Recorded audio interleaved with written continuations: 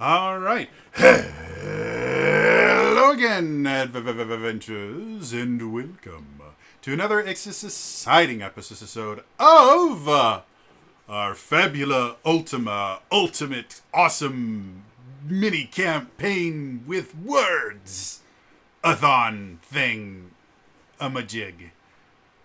All that jazz.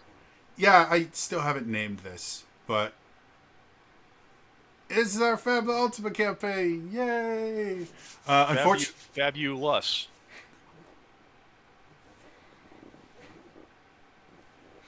um, Ugh. unfortunately, this is our final episode because these little Manny Petty campaigns only last as long as it takes for them And to show feet on finish. Twitch.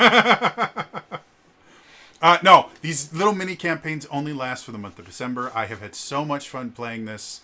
It has actually inspired quite a few different things that may or may not become real things in the future. I don't know. But I'm excited about the stuff that I've learned in this campaign. I've got to play with some seriously wonderful people, including Matt Spike here, whom we have not been able to connect with in a while, and this was super fun, and we need to do more stuff together because it was a blast. I'm down. Let me know when. Super So, fun. you heard it here, guys. He is now going to be in everything I ever do, and he can never say no to me. So it's just how the rules of the internet work. But How yes. can I say no to this?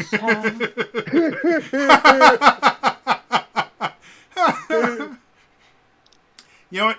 In the entirety of my life, I never thought anyone would sing that particular song in reference to me. So I'm excited.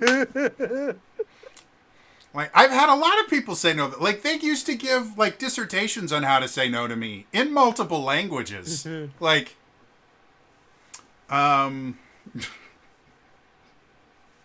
anyway, so thank you to everyone that's shown up and watched. Thank you to everyone that's watching on YouTube.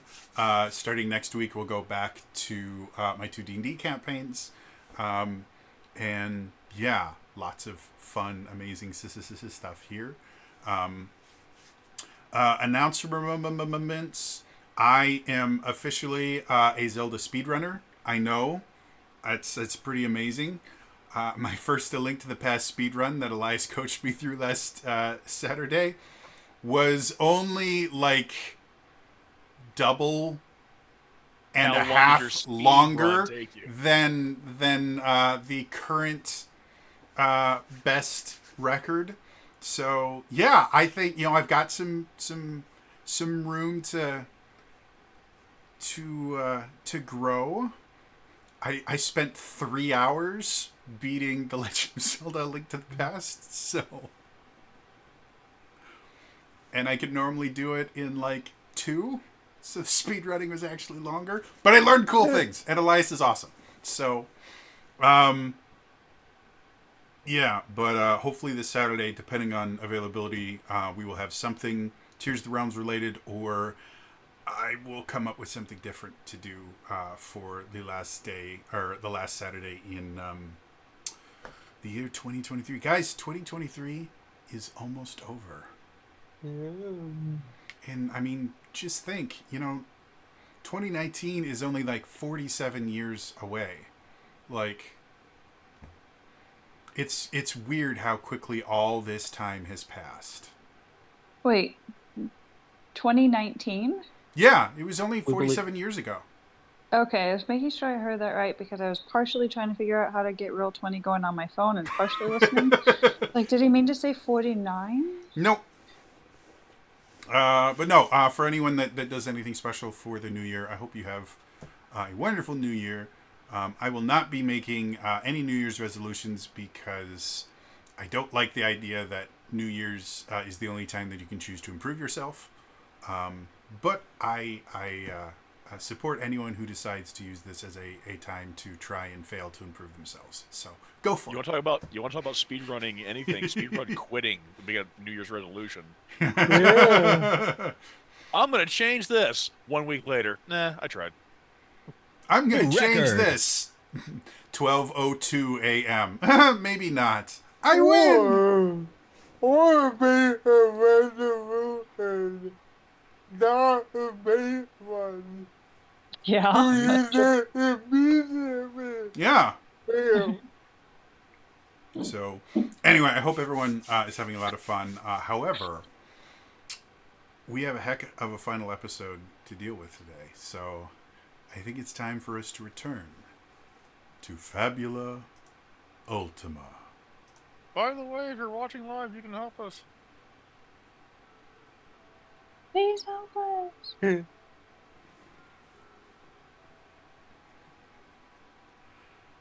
party has explored ancient ruins, discovered devices like none they have ever seen. And now they have met their first true villain. Strange, armored character wearing armor from a war long since ended. Seems to have led the party here for a purpose, to awaken something powerful and use it to change the world. Right now, their biggest tool is a giant mechanical dragon that seems to be digging up the prisons of various dangerous entities. And the only ones with any ability to stop them are the party. So, after learning what it is that they need to do, the party prepares for what may be their most difficult encounter ever.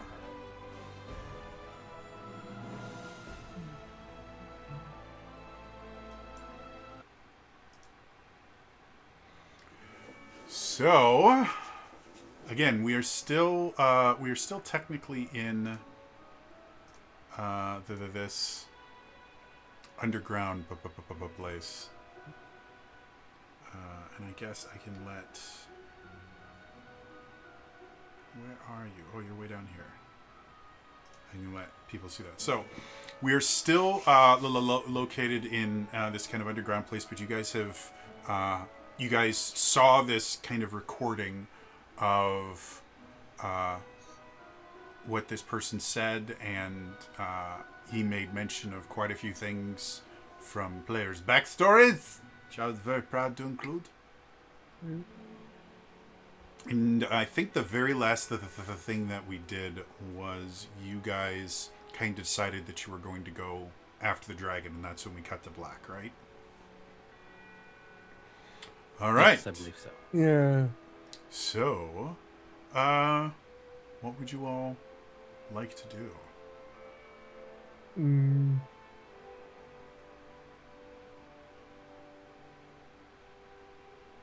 Email Roll20 and tell them to make a better mobile version. I will get right on that. Okay. Well, you don't have to. It's just what I want to do. Okay. Okay. Anyone else? Okay, so how do we fight a dragon? Well, This is a first for me. How do we find it? How do we fight one? Oh, that is a great question.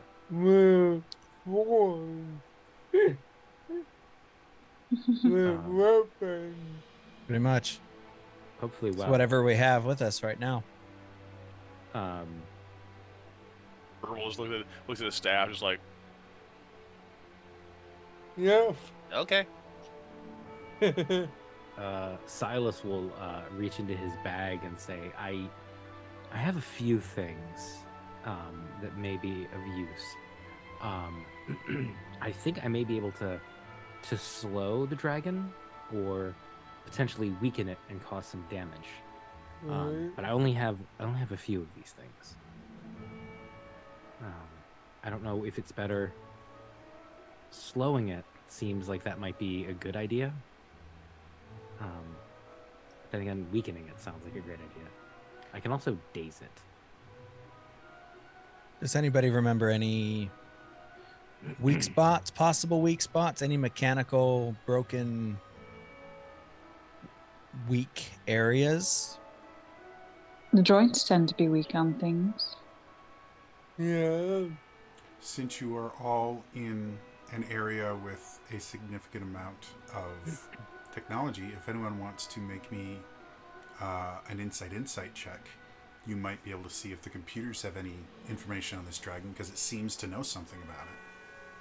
I was able to do that. Okay. I mean, Purple will look around, see if he can find anything on this side of sight.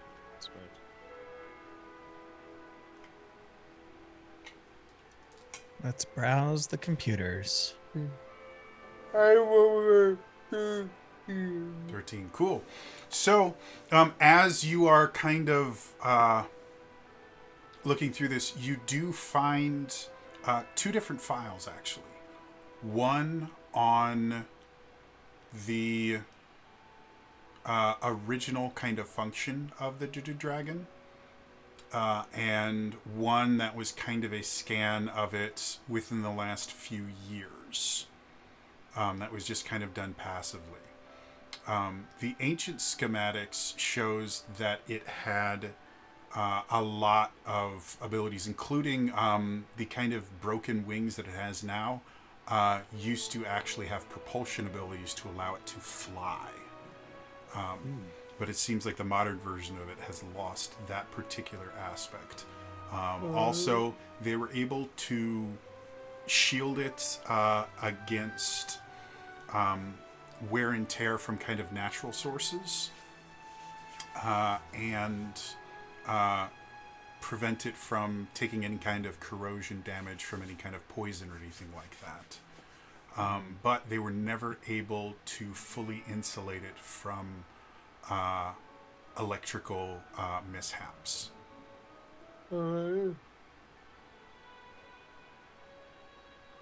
So if anyone has any bowl abilities,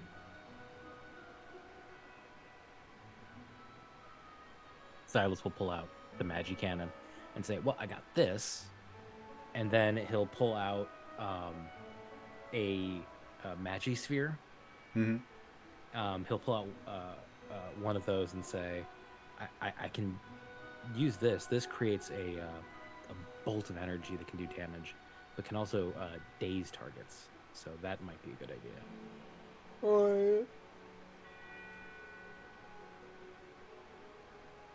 That'll definitely help.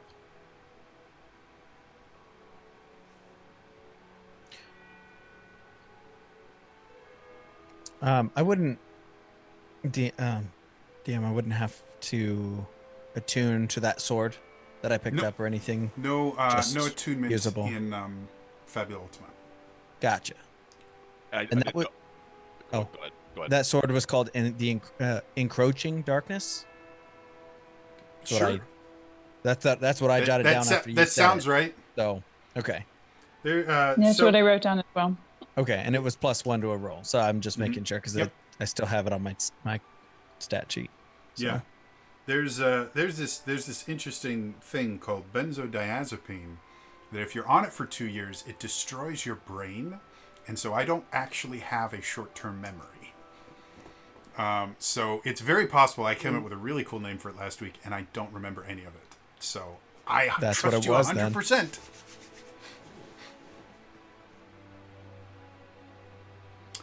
Anything else you guys want to do before heading out? Well, I just wanted to check and make sure. It was just if it was just going for one roll to inspect, or just because I had also rolled. I didn't know if it was going to help or not.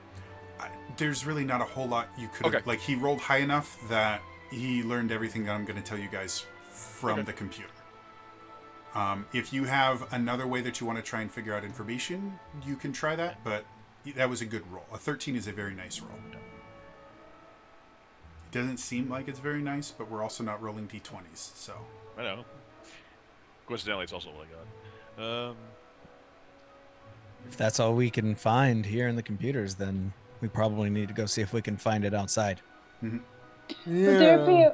Would there be a way for Amentus to try and connect with something to better, or to see if they can start to understand the newer technology. Does that make sense? Yeah. Why don't you roll me insight willpower? Okay. Let me know how this shows up for you guys.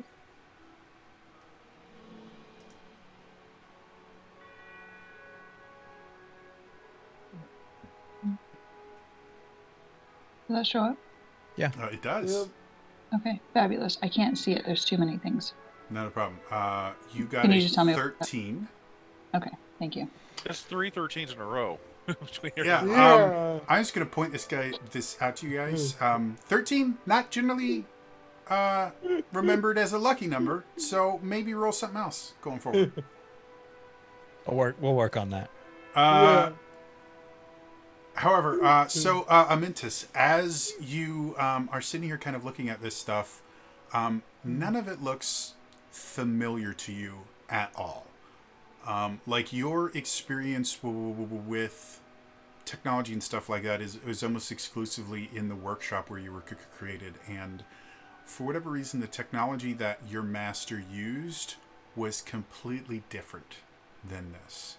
However, the more you kind of focus on it, like you kind of walk over to the computer a little bit, and it's almost as if you have kind of muscle memory. If you've ever like typed in a password really quick and realized that you don't know which password you typed in because you're just so used to typing it, you kind of just moved over to one of the things without thinking and were just pressing controls, and you look down and the control panel itself that you're on, the keyboard splits down the middle, and you can see a depression in the center now that is the exact shape of your hand. And I thought you were going to say someone wrote all the passwords on a sticky note under their keyboard. yes, you find all the passwords, and you also notice that the passwords are password 1234. So That and God. not only were they dumb, but they also never changed their passwords. They have a picture of the general. He's with his little dog, Sparky. Says it right there on the name tag. Yeah. And then the username is just user. Like, it's just every mistake. No. So yeah, now there's a depression in front of you in the exact shape of your hand. What would you like to do? There's a handprint. I gotta see if my hand fits. Okay. So as you place your hand there, you instantly feel this kind of rush of knowledge flood into you. And suddenly you are no longer in the room with your friends.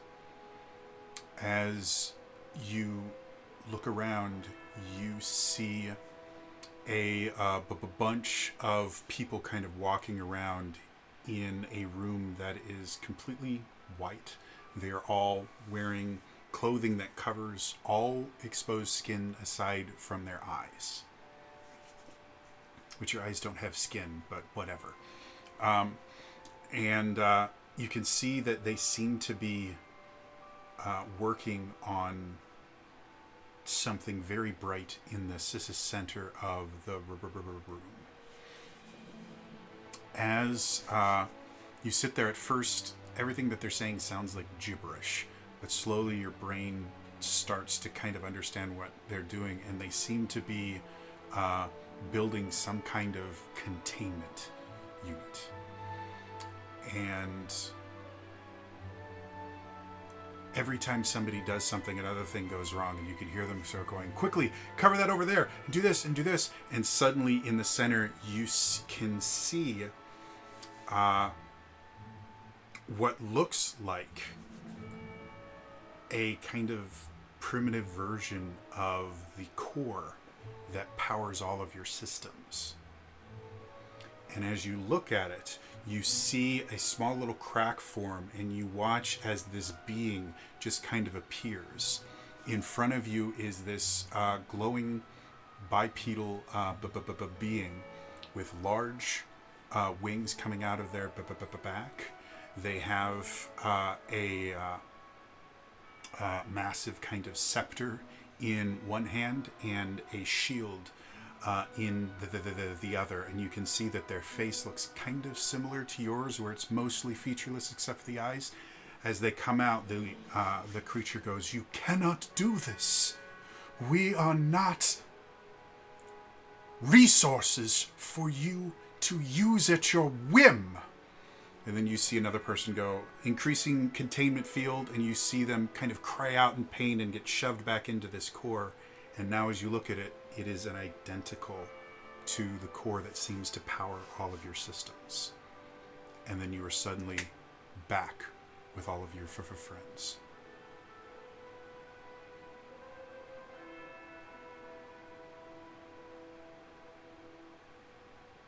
I walk up to Amentis and see about pulling them away from this terminal.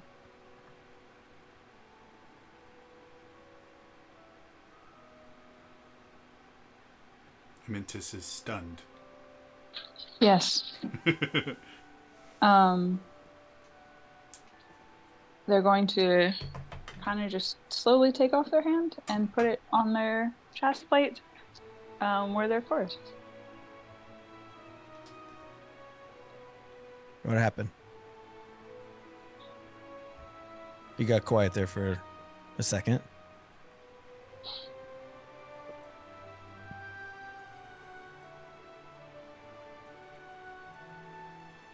I saw something. What? Whole glass of water.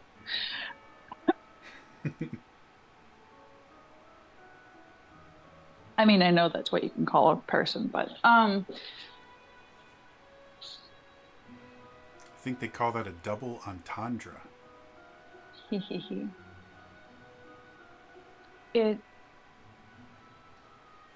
There's a being in our course.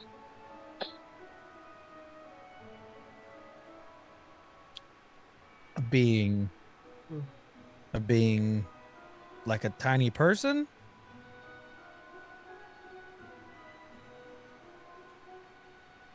I wouldn't exactly call us tiny. Them tiny. Maybe we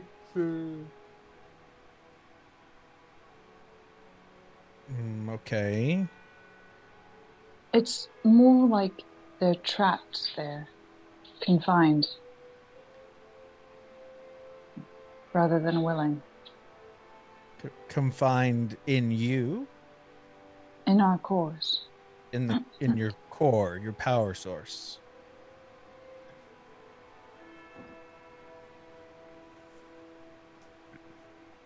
What kind of being?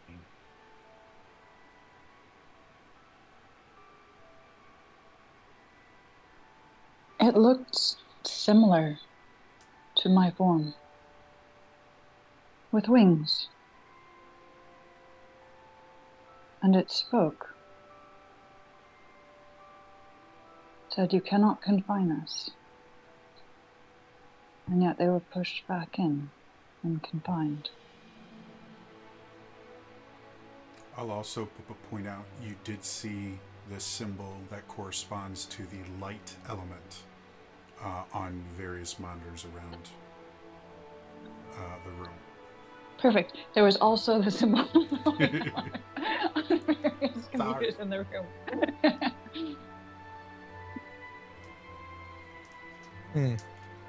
Did you see the people that were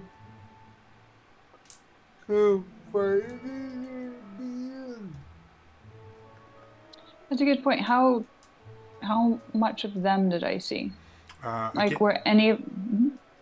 they were completely covered head Well. to toe in cloth. Very much like, have you ever seen people working in a clean room? They were Yeah. like clean room attire. Sorry. And even more so, they everything except like eye holes effectively were Right, covered. they're... Everything except for their eye skin. Yeah, their eye skin. Sorry, I meant more to ask, did I recognize any of their voices? None of the voices sounded familiar to you. Okay. And I'll say No, that they were. the clothing itself didn't look familiar to any garb that you are aware of. So you don't think any of these are from any of the 4 major crystal nations. Okay. Oh. Mm. You just downloaded this from the terminal here? Can you play that back in your own head? Yes. I can think of it again. Murata. Can you think of any I guess of the other information that we had learned about previously? Did you get that information as well?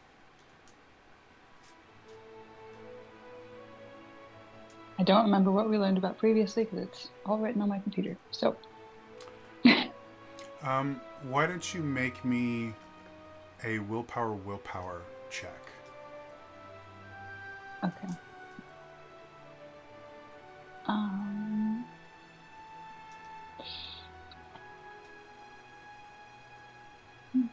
Because if the information that you just obtained is now with you, then we no longer need any use of the rest of these terminals. Cool. So it's a 12 and it's a critical success. So 2 6s. All right. So, as you sit here kind of processing this and trying to Oh, the other terminals. remember the memory again, you start realizing that this isn't your memory. You were actually viewing a memory from the being inside the Kuka crystal, or inside your Kuka core. And you think that that being is still there. And still semi-conscious.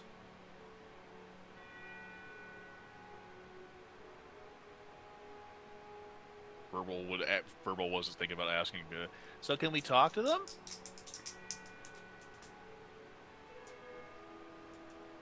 Very good boy. Perhaps.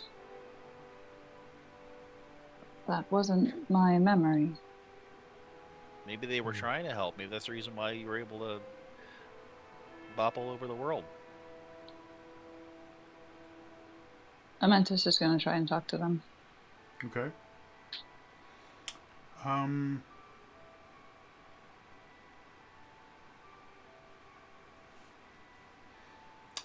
We are going to make a clock.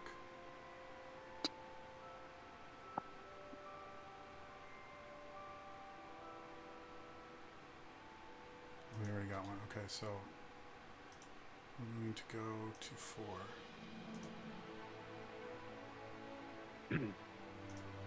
So, as you kind of delve into yourself, you feel yourself falling. And as you become aware of this kind of falling feeling, you start looking around and you can see just this kind of endless plain of kind of wheat fields. It seems to be almost sunset, and you eventually land. And there is a single tree in the center of all these fields, and standing next to it is the figure that you saw in your dream, though instead of being composed entirely of light, they have much more defined features. They look much closer to a being of flesh and blood. They have a mouth and a nose and things like that, though they're still kind of generic looking, and they seem to be just kind of looking at you. No condemnation or anything with them. Just they've made eye contact with you. Now, being kind of in this deep dive is incredibly difficult. So every time you communicate with this creature, I'm going to have you make a willpower check. And every failure is going to count the clock down. And once you hit 0, conversation ends. Does that make sense? If you are saying things, you are muted. I'm hoping. Yes. Cool. So, what would you like to do?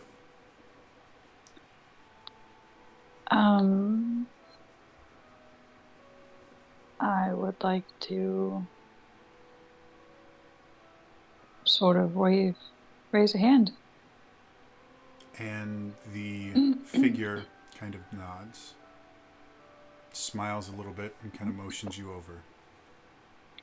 Okay, Mantis going to walk towards them. Amintus, it's wonderful to finally meet you. Who are you? Sorry, going to Raya.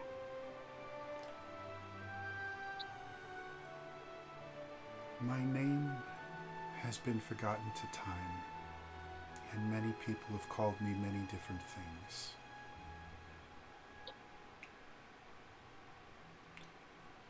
You may call me Starlight. There was a young girl that used to call me that. I miss her very much.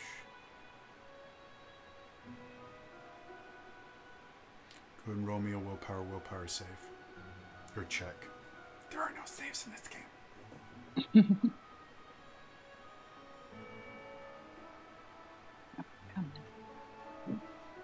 You're aiming for a 10, by the way. Okay.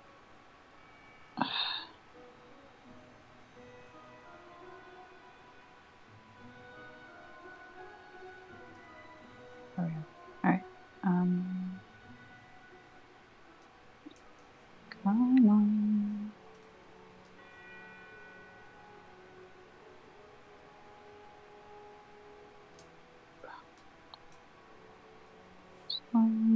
Nope.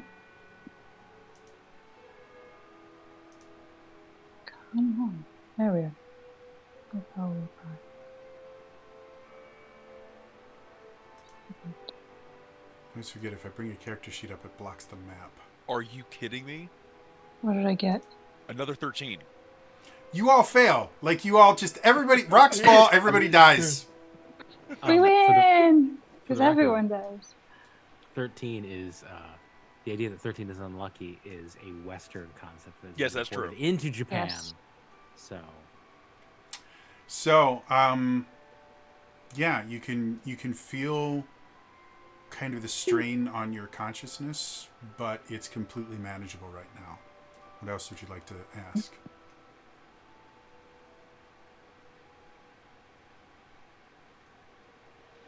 How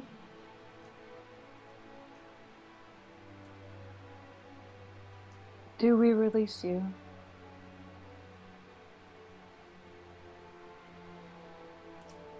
My release would cause your demise. That is not a concern. How do we release you? We do not trade a life for a life. But there are others at stake, and you are not the only core. You are correct. How do we release you? The other Arcanum are not like me. They seek to rule the world as gods. Their containment, while unjust, has not tempered their resolve. In fact, it has strengthened it. Their release would cause untold chaos to your world.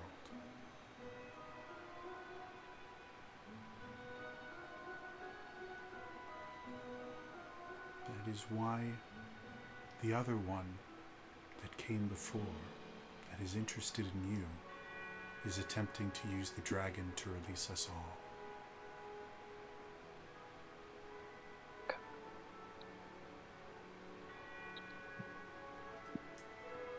Go ahead and make me another check.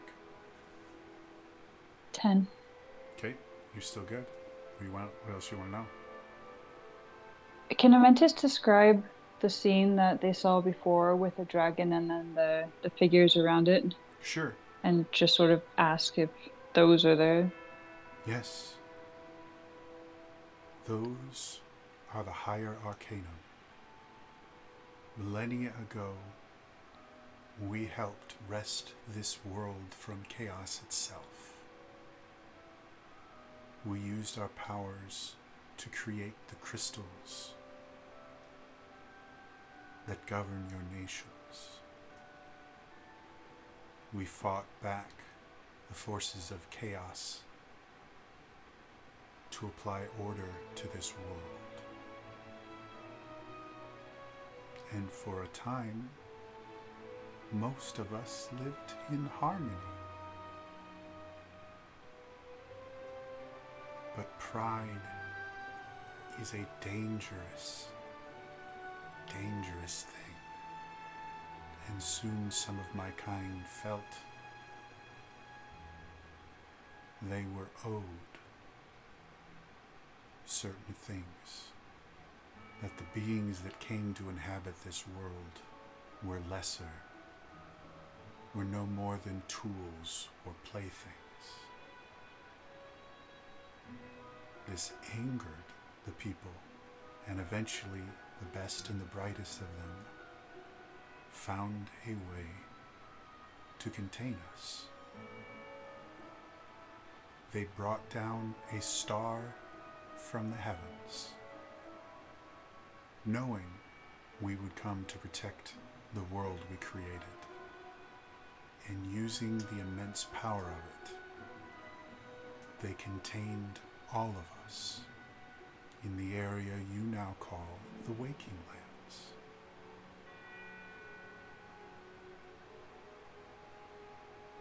Give me another roll, please.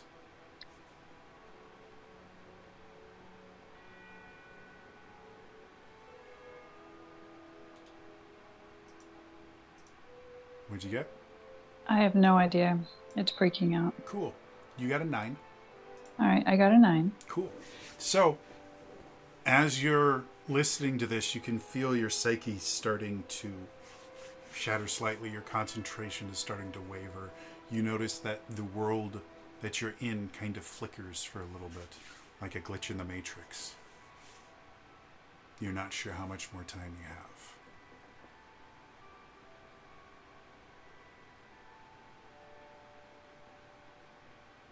Someone is trying to use the power and may potentially release them. What can we do to prevent his destruction? That I do not know. This beast he is using was designed to be our guardian and our jailer. As long as it remains under his control, he has control of our prisons.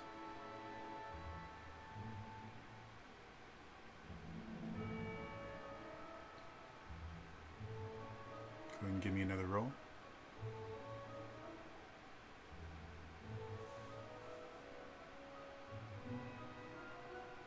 Can you just tell me my rolls, please? I can't. Not a problem at all. You got a 12.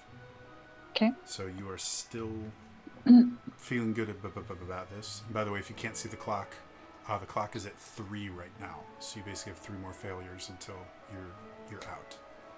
Okay, Grant, because I can't see anything. Not a problem. So, what else do you want to ask?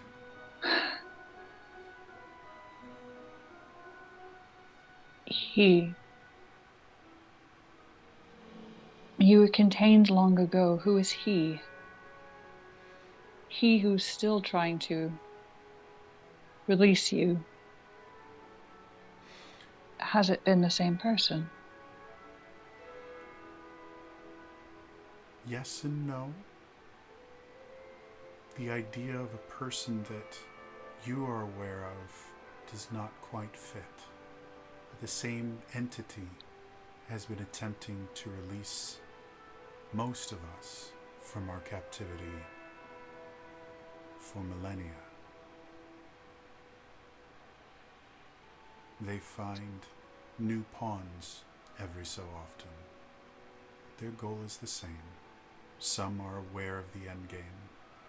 Some are lied to and know not what they do. The goal is always the same.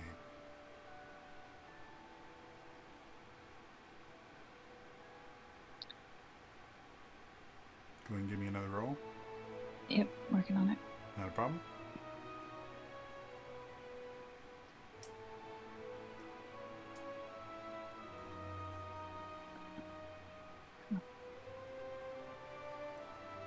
You had a 7.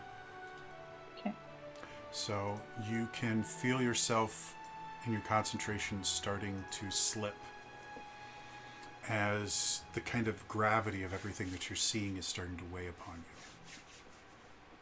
Clock is now at 2. What would you like to ask?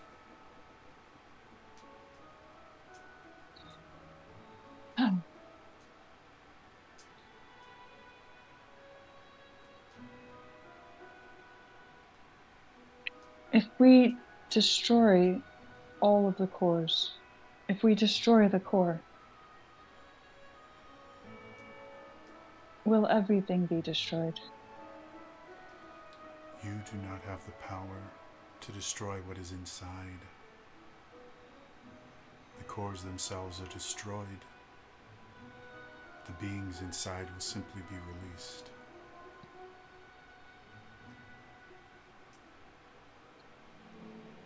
It would take the power of a high arcanum to battle and defeat another.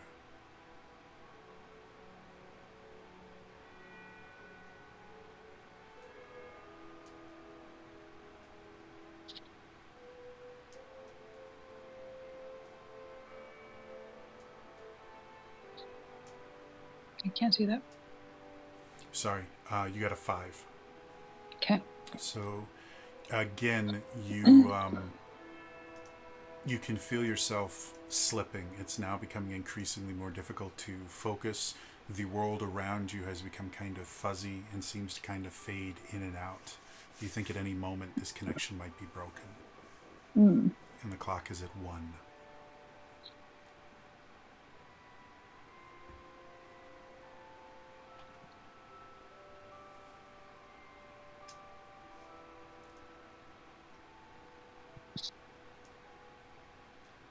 Then what can we do? We do not have a higher arcanum.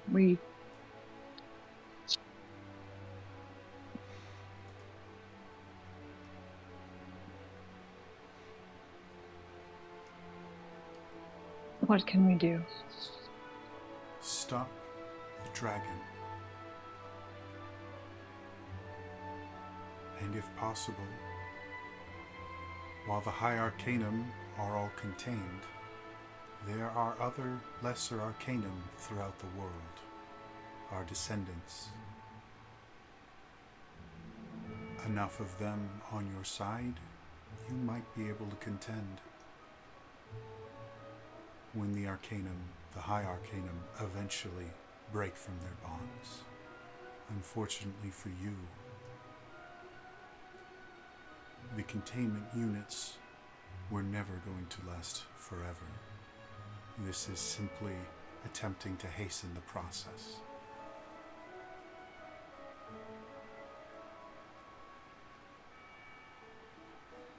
You got a 12? Okay.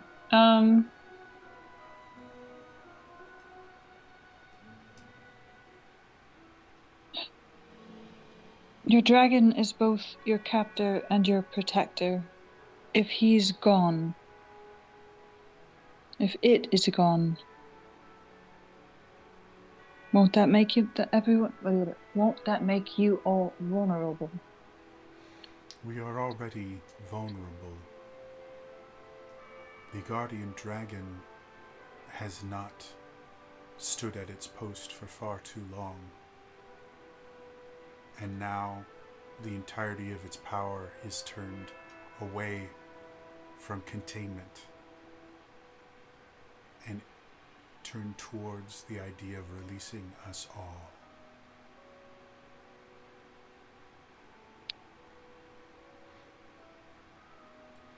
Again, it is merely a matter of time before the rest break their bonds. But time will give you the ability to seek out more power so that when they do emerge, you have the ability to fight them.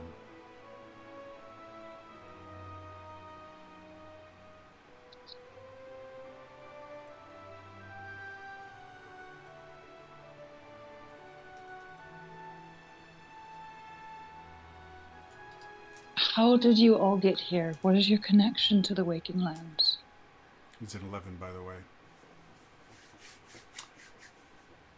We were brought here when they tore the star from the sky. We thought it would be the end of this world, so we all gathered to protect the world we had created. When we got there, we realized we had been tricked. The energy of the star was used to power their capture device. However, before I was fully trapped, I was able to use a fragment of my power to ensure that this realm would never see night again, and those that remained in it would never know peace.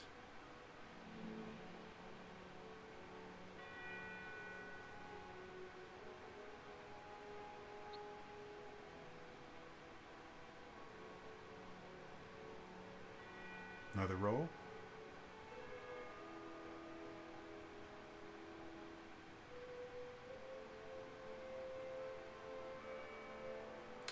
Rolls an 8. Womp womp. As you Dang. hear that final word, you feel the last bits of your concentration failing, and you watch as the being Starlight gets smaller and smaller as you fade from this realm. And suddenly you're back amongst the other party members. For the rest of you, you just saw her sit it on the ground for a moment, and then she started to luminesce incredibly brightly and sort of floated in the air for a few moments. And then all at once the light went out and she just dropped about a foot onto the floor.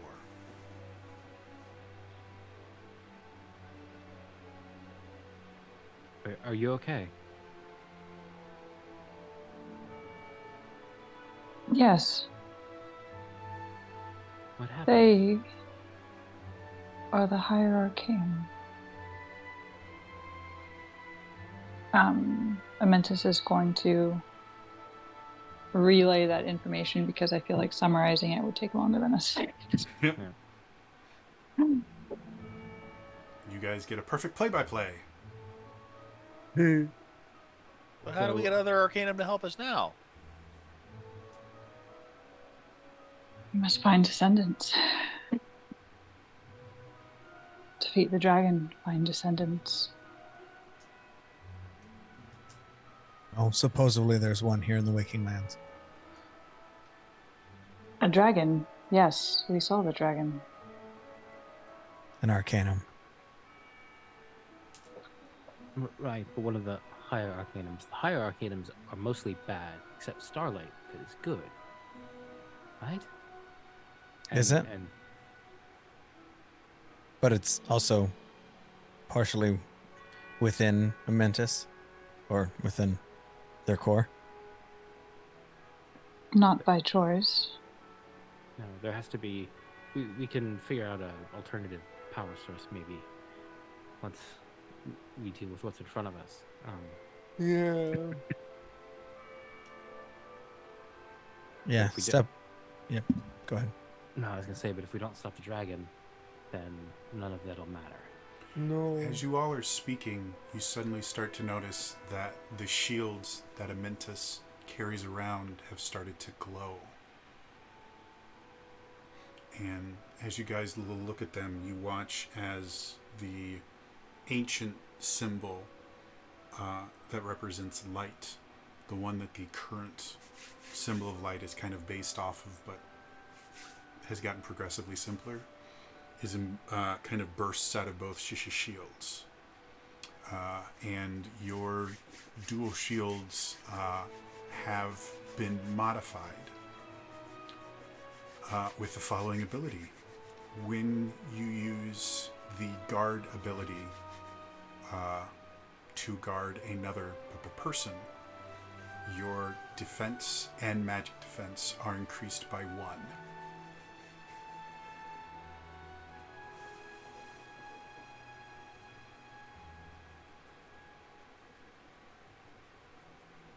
Would we recognize that symbol since it's not necessarily any of these nations?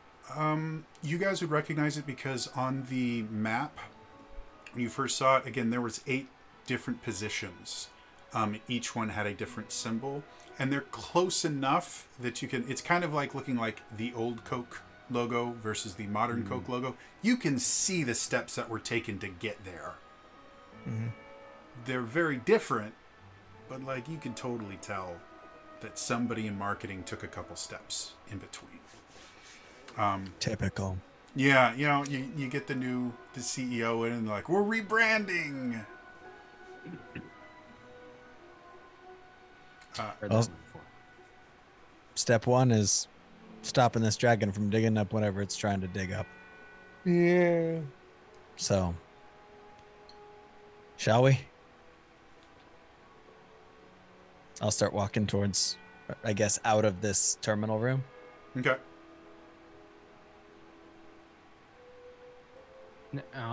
Now, on the map, or on the wall, there is a map showing where the dragon is, correct? You can push buttons on the terminal to make a map appear that has that. Yes. Okay. I will do that and try to map out a fastest way to get there. Oh yeah, it's not difficult to get to the dragon. Once you guys come out of the ruins, like it's mostly kind of lightly wooded areas and open plains to get over to him. Oh, look over there. It's a giant dust storm. I bet that's where we need to go.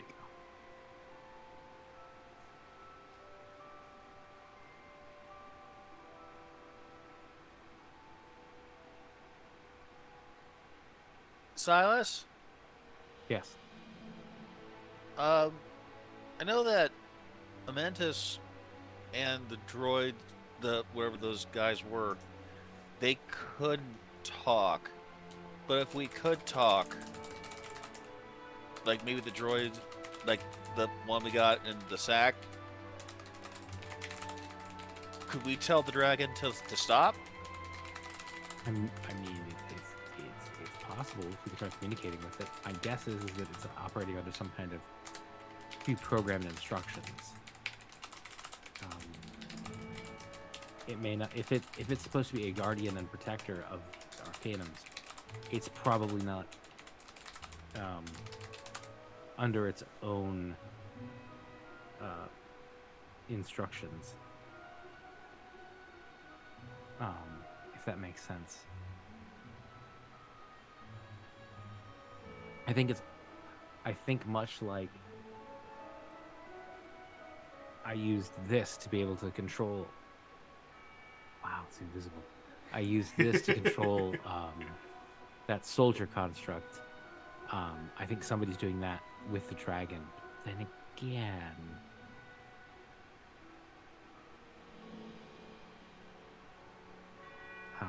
I don't know that I can use that same trick again on the dragon. I'm guessing the password is, instead of being 7 characters, is more like 37. But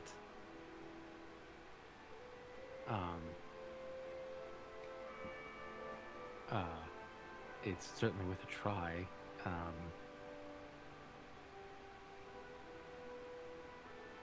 I don't know. I don't know that we can negotiate with it though. Maybe we have to negotiate with it. If it's under orders, maybe we just make a thing like, "Hey, your orders are you're done. Good job. Go I start." Fine. It's worth a try. What's the worst it can do to us? Smash us into jam? Wait. It's worth a try. I'm assuming it is not a soldier. Okay. It was worth asking. Verbal takes one of his berries. Yeah. We don't want You, anything like that. The word champion kind of flashes in your head. Oh. Is a champion not a type of soldier? I mean, how many levels would I have to put into Magitech? Too many. Alright. Moreta's stopped by the door, just waiting. He's not continuing to walk while people are chatting. That would be a very Murata move, though. It would. It straight up has already been. He's like, you guys, wait a minute, where's Murata? He got bit by that already with the stank. So He's doing the classic NPC walk off. You guys kind of just wander around. You find a food court, and Murata's in there with like a chalupa. I said, "You guys ready?" Yeah, they've got a Taco Bell here. I mean, they're out of most of their items, but they still have Baja Blast and chalupas. So, hey, if they've got chalupas, they got ingredients for everything else on their menu. So Good thing everywhere can be a restroom.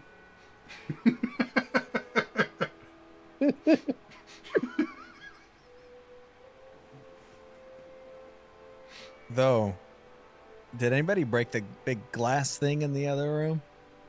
No one broke. No. No. Got it working temporarily for a second. Uh, Or the computer. I don't know if that was tied to the glass thing. Are you talking about the thing that was like the funky countdown clock? yeah. No, it's not. We didn't break it. It was just. if you guys want to go back there, you can kind of look at it. If you do, effectively, it looks like an empty containment unit. That Amintus, you would recognize that it looks like your core. And from what you gather, it is basically measuring how long until one of the containment units breaks. And you can watch that the timer itself should be a normal timer, but it's running faster than time should be. You know, like it's not tied to like minutes and seconds, despite the fact it's displaying. It's kind of like if you're like downloading something and it says like 5 minutes left, 4 minutes, 2 minutes, 17 days, 1 minute. Yeah. 500 years. Yeah.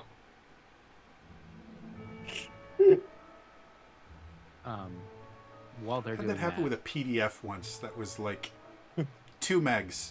And it's like 500 years. I'm like, are you taking it bit by bit?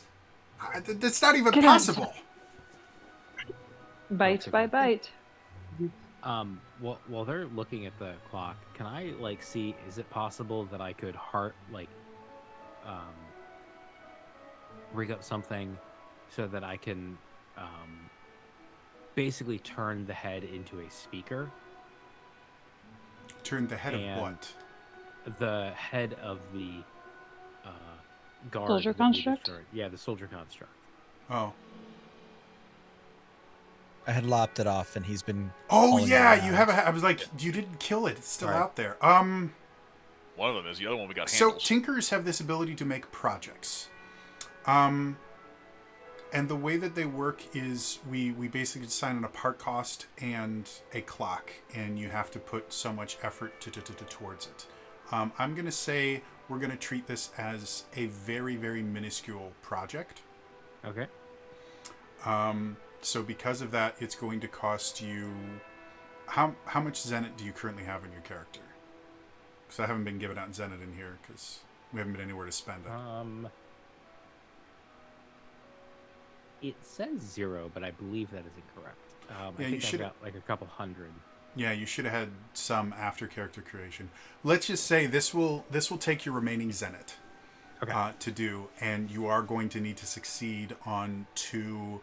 I'll let you choose insight or insight willpower. If I contribute my Zenit, can that help? No, it's not so much if he wants to try again tomorrow after you kill the dragon, then yes, you can add your Zenit to it. But he only has enough time for one try. I would like to do insight. Okay, so I need 2 gotta- rolls. I got a Groupon code. And a Groupon, so I mean, 14, with that being a critical success, double sevens. then you don't need another one. Damn! So, you basically have turned this thing into... You have a boombox, a head-shaped boombox. And And it's one of the nice ones where you actually have, like, 2 tape decks, so if you wanted to, you can kind of, like, create your own mixes without having to, like, hold it up to the radio and hope that you stop it in time to not get the commercials. For those of you wondering, that's how the 90s worked. I will turn to Fabula and say, look, handles. I really like the idea that the entirety of this thing was just adding handles to the head. Everything else was just mostly there, and you're like, but I want handles. Right? Here. I'll hand it over, and then I'll have it say, you will be upgraded. Nope. Bad. Upgrade. And you could get it to say exterminate. Upgrade? You are only superior at one thing, dying. Alright, so. Just Burl just like tap. Please stop that. Tap. What are you gonna do about it? So I'm not sure what you want to use your new boombox with double tape deck in it, but you haven't. Okay. I think the idea is that we will use this to try to tell the dragon to knock it off. Okay. Job complete. It's something. Worst case, jam. I just want to say, I mean, absolute worst case scenario, you guys now have a way for a victory party afterwards to have music. So, I mean, swings and roundabouts. Any other prep work? Does anyone want to make like a charcuterie board?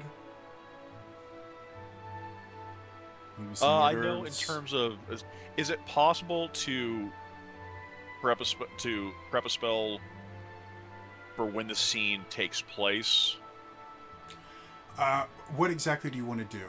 Well, I have a spell that's only good for the scene, Mhm. so I didn't know, like, before it kicks off, could I say that I've cast the spell What specifically do you want Divination? to do? You'll have to remind me Divination. what it does. Divination spell? I'll put it in the chat. Unlike D&D, I haven't been playing this game for a decade, so I don't have all the spells memorized. Basically, what it means is while that is active on a person, Okay. I can give I get 2 opportunities. I'll say this.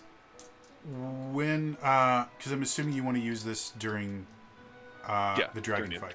Yes. I will say, when you guys roll initiative, if the team wins initiative, I will let you Cool. cast that before initiative starts.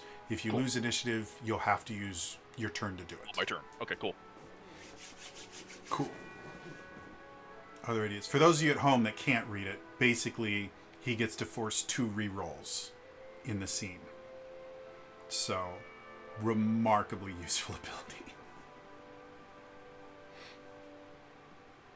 And I believe it's just, after a creature you can see performs a check. So it's literally, like anytime you roll dice in Fabula Ultima is a check. So, attack rolls, Anytime I ask for some sort of a save, none of these things exist in Fabula Ultima, by the way. They're just the terms I'm used to using. But anytime you roll dice, anyone rolling dice, he can just choose that you get to re-roll one or both of them. Or no, it has to be both dice. Sorry. But still very useful.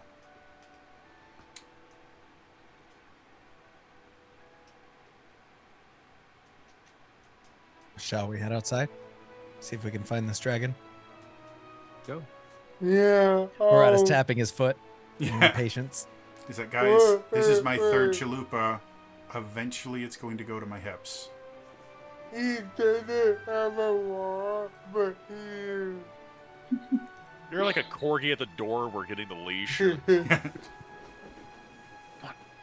on. It's the cat that kind of goes to the door and just looks at you and just meow. Turned on the air raid siren. And then as soon as It's you open louder the and door, louder. they just kind of look around and walk back in. I That miss sounds very Murata. So, Murata's a cat. We have decided it.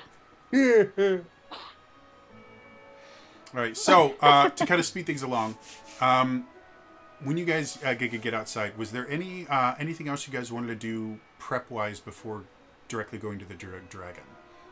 Like scavenge for things, talk to Spicy Chili again.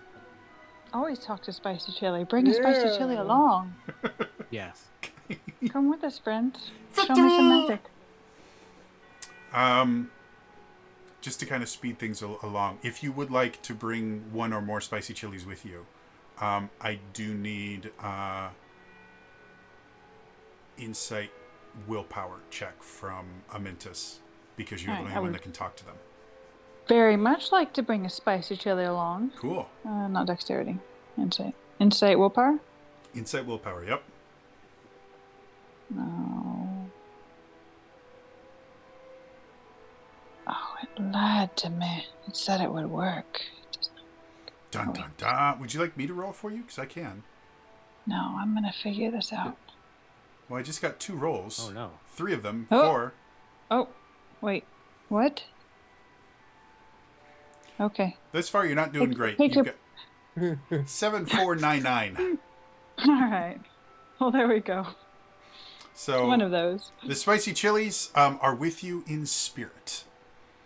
As far as any of them willing to go toe-to-toe with a giant dragon, they're much more administrative personnel. They don't really see themselves as kind of frontline workers.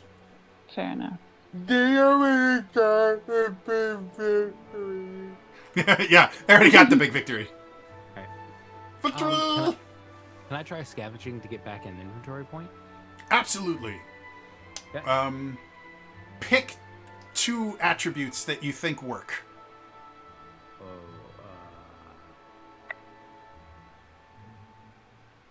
insight and dex. Go for it. Just give you 7. all the inventory points. Not quite enough. As you're looking around, you're noticing that when you come back out of the ruins, there's not nearly as much scrap as you remember, and most of the scrap that you're finding is non-ferrous, which has limited use for you. Okay. But you find, like, you can actually see places where there was stuff there before, and something has come by and picked it up. I'm Damn, better that's true. than Spicy Chili. Probably. Yeah. Spicy I Chili. think They're I'm just good to they're go. just building up a giant magnetic suit. They're building their own Iron Man. I was gonna say we got Wall-E running around. Wow. That is one of my. Does that make me favorite- Eva? Yes, most definitely. We just need to get you a plasma cannon. We can do that. Back when I used to play WoW, I was in a guild. It was the only time I've ever belonged to a guild, and we had TeamSpeak. We had our own TeamSpeak channel that whenever you'd log on, you just log on to the TeamSpeak and you chat to whoever's there. And there was this girl whose character was named Eva. And so every time I would see her, I'd go, Eva! And my character's name was Tarwin, so I was like, Eva! Tarwin! I was a druid. I was a boomkin, which during the Burning Crusade days meant I didn't raid, because nobody wanted a boomkin.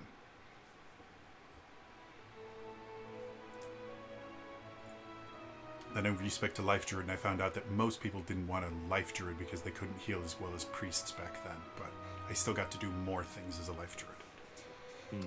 All right, so any other prep work before you guys go and approach this Dargon? All right, so as you all get ready,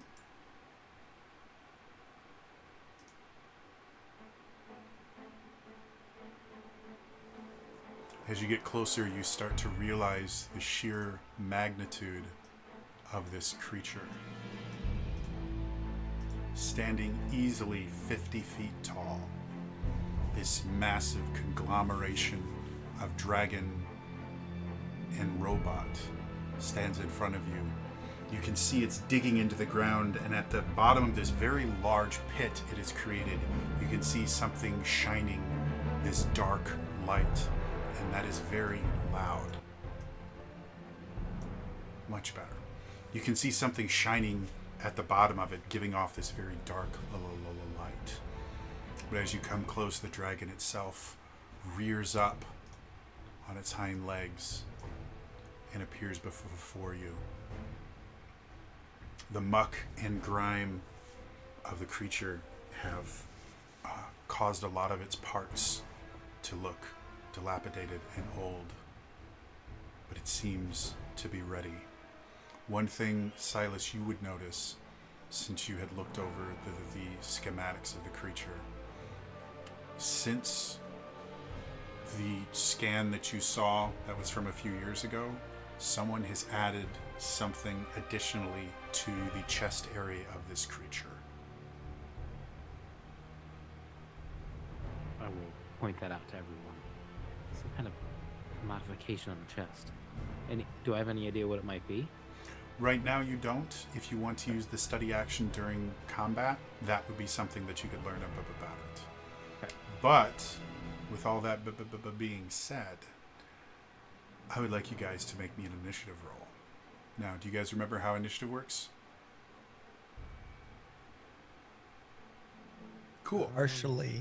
So, initiative is a group check. So, the first thing you need to do is pick a Akita. leader. Yeah, and last time you guys picked Akito. Yeah. Pretty much. So everyone else, go ahead and make your initiative rolls, and for every 10 or above, you're going to give Akito a +1 to their initiative roll.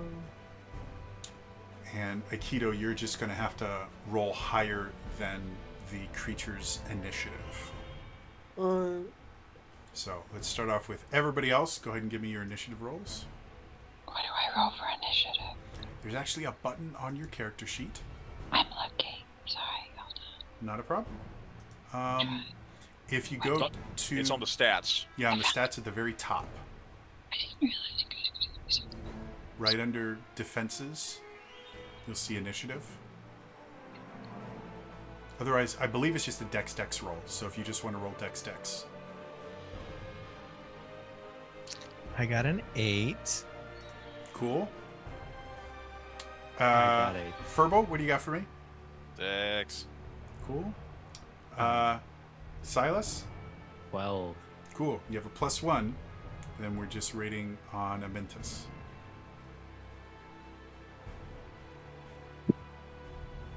Did you find it, or otherwise? No, I found it. I'm pressing it, and nothing is happening. So hold on, let me do it again. Maybe we'll get like 6 rolls again. Maybe. I don't care about the new UI. Thank you. But it's new, I know. and it's UI. Thanks. Not just like I, it is the U version of I. Oh. I know. I was excited too. Putting me in things doesn't normally make it better. Yeah, okay, can Not a you problem. roll that for I can me? do that. Thank you. All right, let's hit the button. Button.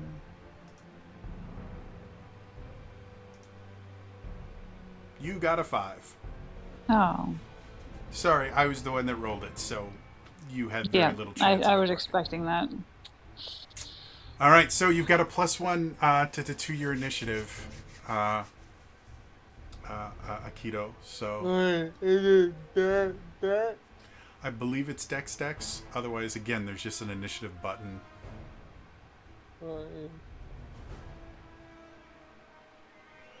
I know for For me, I roll. I don't know if it's Dex, because for me, it's 2 different dice. it might be Dex Insight. Then I don't know.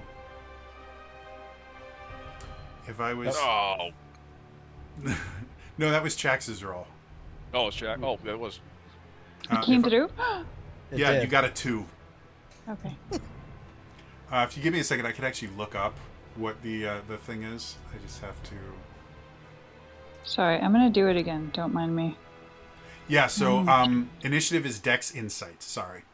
So it's Dex Insight. Right. Just keep rolling until you get a good number.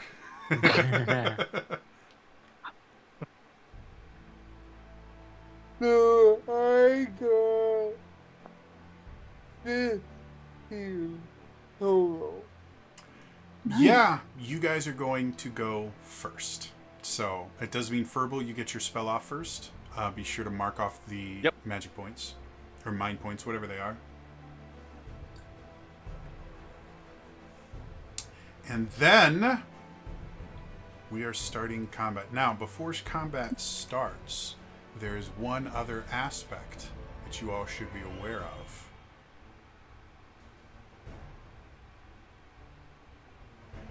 There is a clock.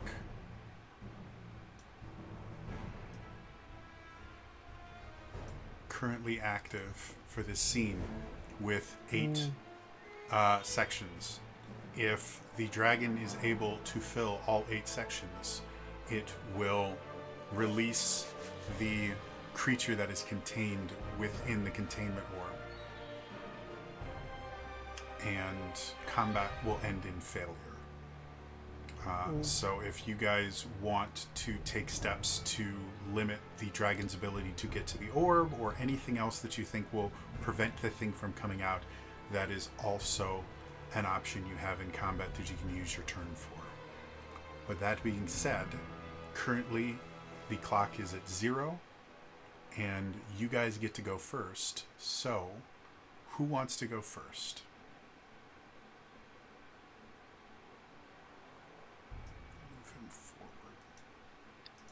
Amethyst will go first. Okay. What would Amintus like to do? I would like to provoke the dragon. Excellent.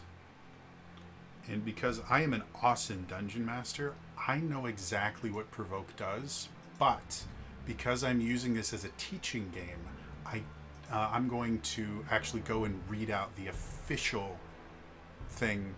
Where's provoke? Do you want, I can. So provoke is under fury. Oh, that's so what it is. spend 5 magic points. It's opposing might and willpower against those in my sight. They become enraged and must. And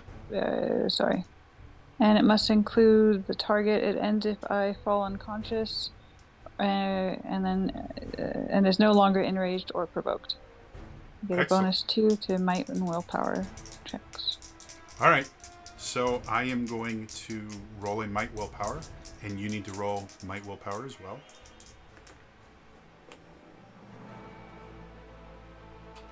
I got a 13. I got a roll 20, being weird. Hold on. Yep. You're not rolling for me anymore, sir. Sorry. If you would like, I After can make your 5. character sheet accessible to everyone so someone else can roll for you. Sure. Where is Buppin? There is Buppin around here. boppin'. Edit.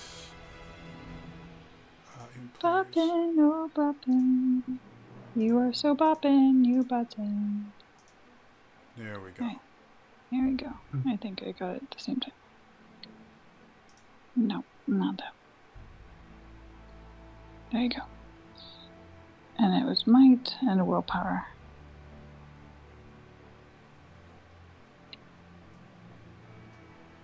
Otherwise, everyone else should be able to see her character sheet. And assist. So 14 plus 2 is 16. 16. Yeah, you beat it. So, you guys watch as Amintus. How do you see yourself provoking the creature? Well, since they can glow now, just kind of going up and getting in front of them and bashing their shield together really, really loud and glowing brightly, if they can do that. Okay, sure.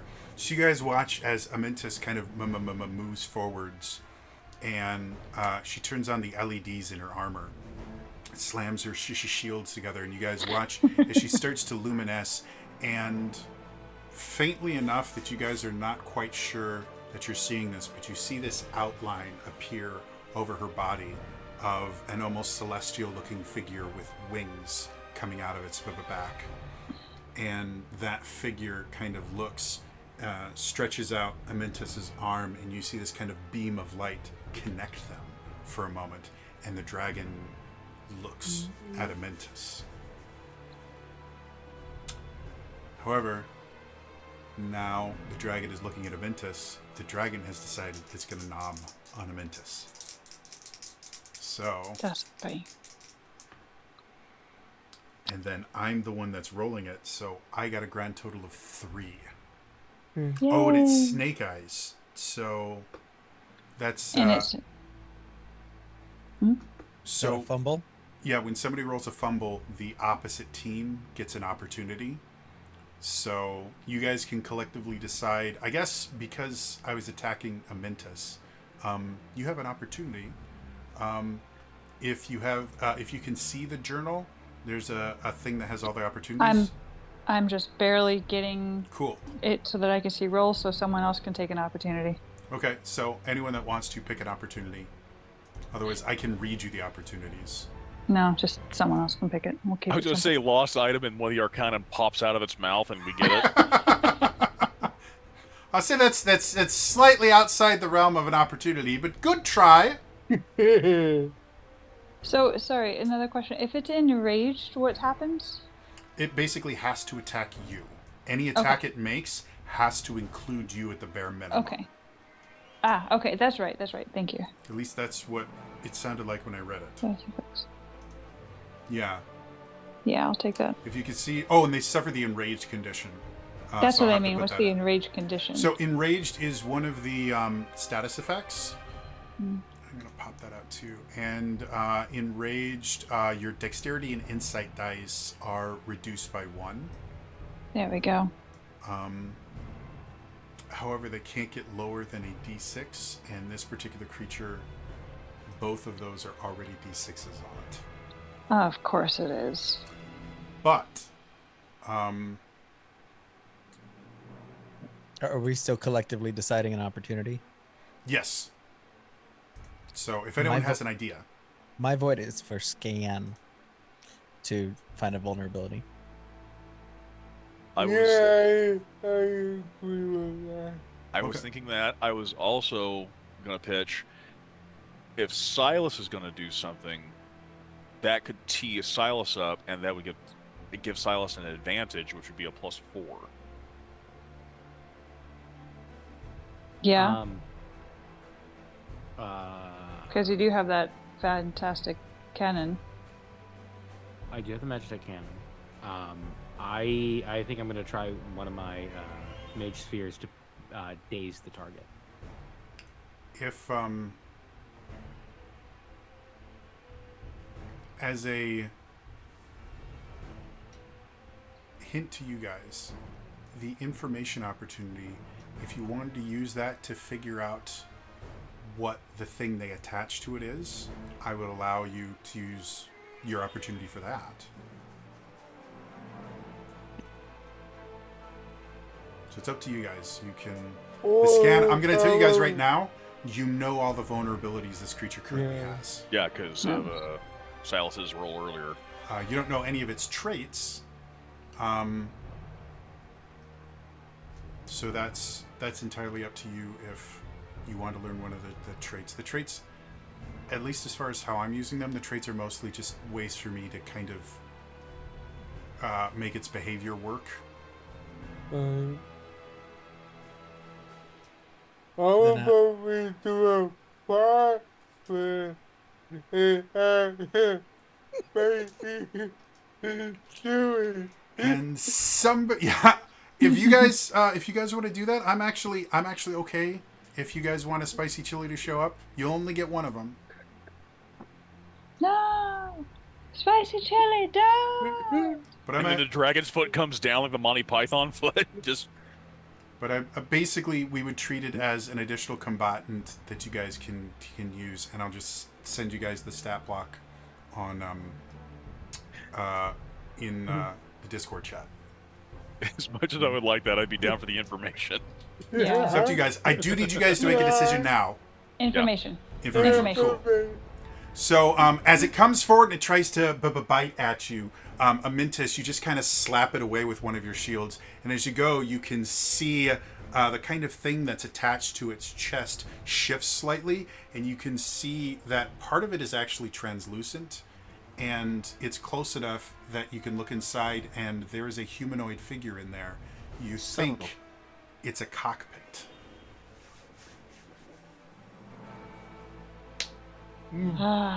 Jerk. Amentus is relaying that information. So that being said, the creature has taken its turn. Who wants to go next? I will go now. Move Amentus back. I will be about it and I will submit back in. Okay. And I will do my quick somebody to the home. Okay. So you guys watch as Aikido darts forward, and you watch as he kind of makes this motion with his hand, and suddenly you can see this robed figure kind of appear behind him, carrying a large, kind of overly large scroll that just kind of opens up, and you watch as Aikido just starts glowing. And I think the pulse lets you cast a spell, right? Yeah, and I will make a weapon Okay.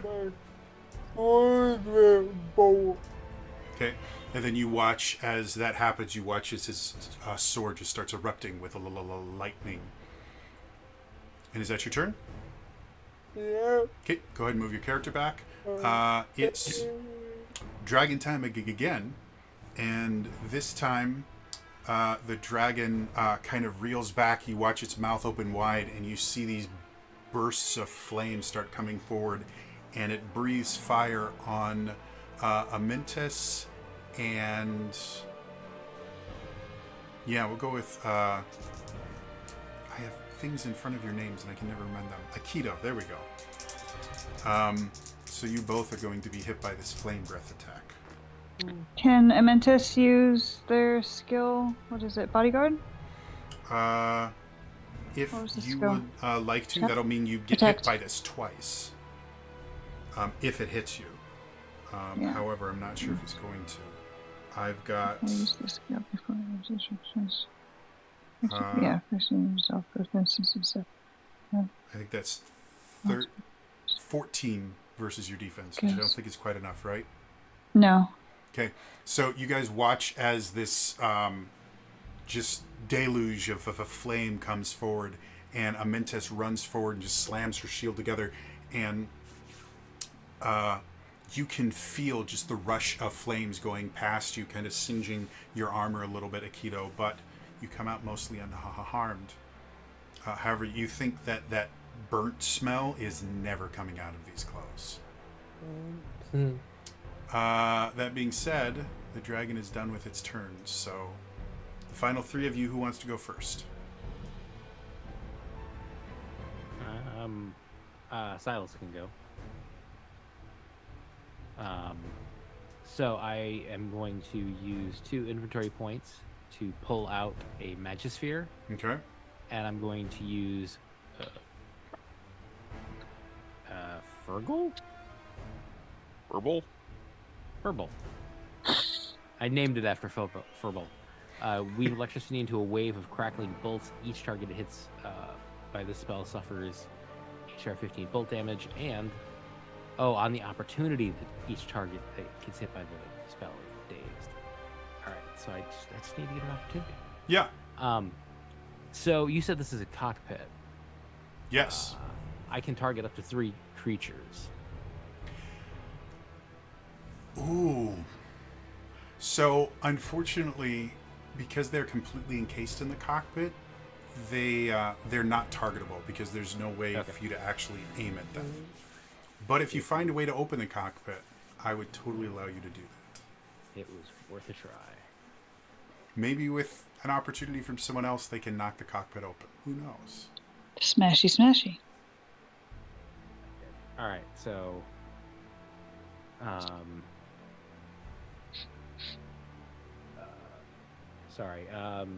I need to roll to hit, correct? Yes. It'll be against the magic defense. Okay, and sorry, would that be Dex and Insight to hit it, or You should have for your what class or no? You get to choose. I get to choose Your 3 s- three you- from Elementalist, Entropist, or Spiritualist. So let me look real quick here because it should All right. say what your spellcasting is.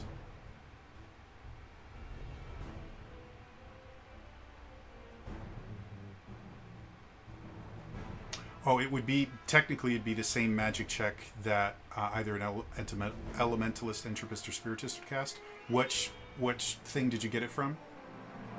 Do you remember? I think it should be elementalist. That sounds right. So, insight, willpower is elementalist. Okay.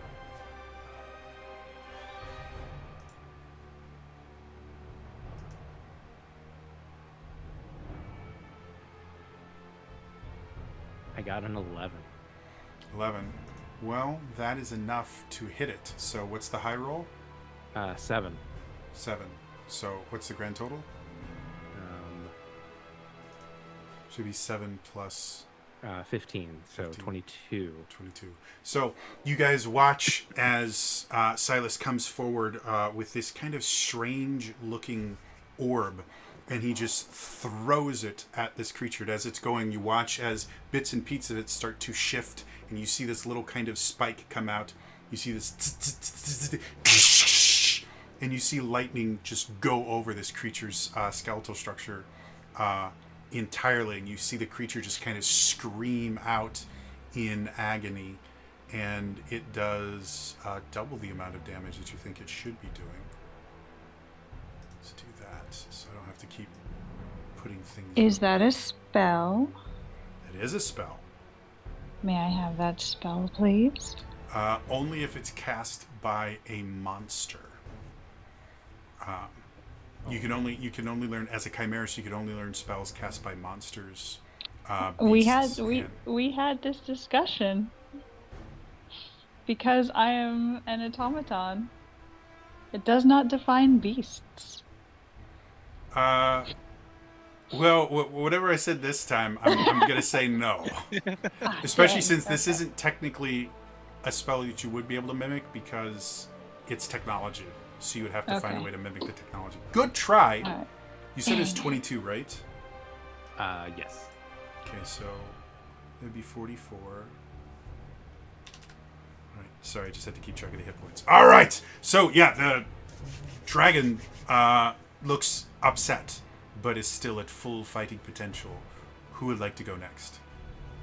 I want to try something. Go for it. So I know Furball has a spell, Lux. I don't know if you want me to put it up in chat or not. I believe it causes light damage, correct? Yes.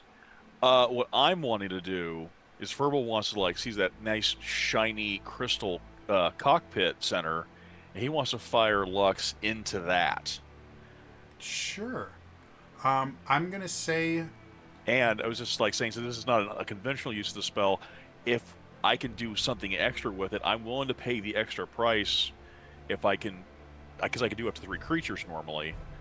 I'm gonna say I'm not gonna let you target an additional creature, but it's not gonna cost you any extra. I am gonna say because it's effectively a called shot. I'm gonna give you a let's just do a -1 modifier to it because it's a big called shot. Like it's a human-sized cockpit, but you have to hope that you don't hit any other parts of the dragon. So if you want to do that and specifically target the cockpit, you're welcome to. Just subtract 1 from whatever your magic roll is. Okay. So wish the die roll affected that. If I could, it has a die roll option, but unfortunately doesn't let me do that. Insight, willpower.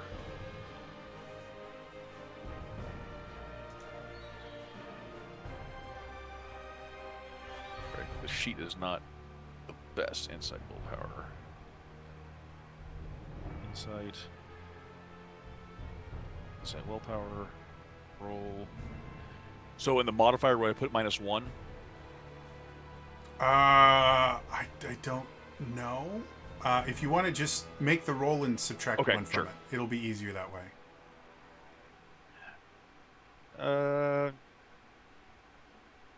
Being a mage, I would like to he is a mage. He's a star mage. That's what title I'd like to Sure. think of him as. If I could use a Fabula point and try to re-roll that for my determination to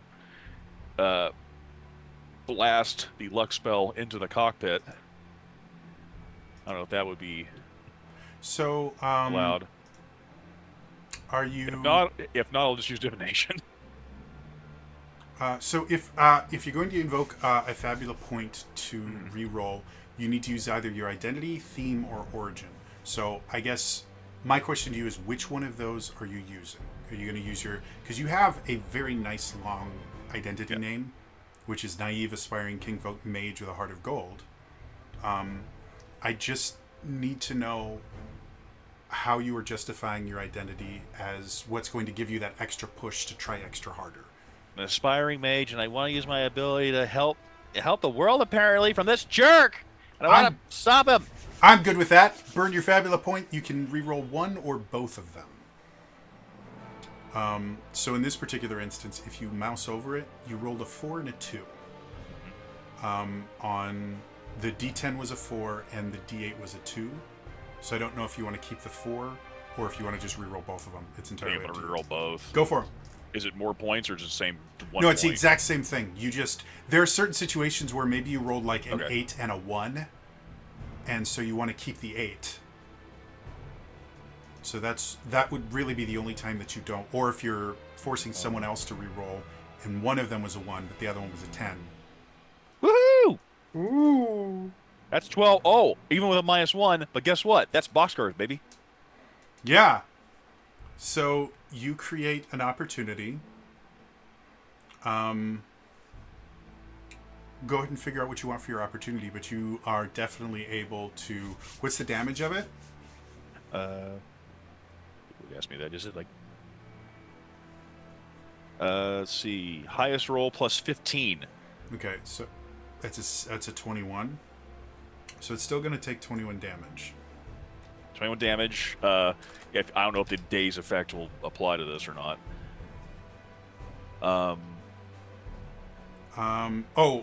If you get an opportunity, it gets the day's effect. Is that what it is, or No, that's the effect of. it just gets spell. days. Yeah. Well, normally if I hit a creature with it, I didn't know if that was. Yeah, gonna this be is still a applicable to be creature. blasting in the crystal. I mean, yeah, technically it is dazed. Again, its insight daze affects the insight die, and its insight die is as low as it can go, but it's definitely dazed. You can see it's kind of blinking, weird. You see little Tweety birds flying around it. opportunity.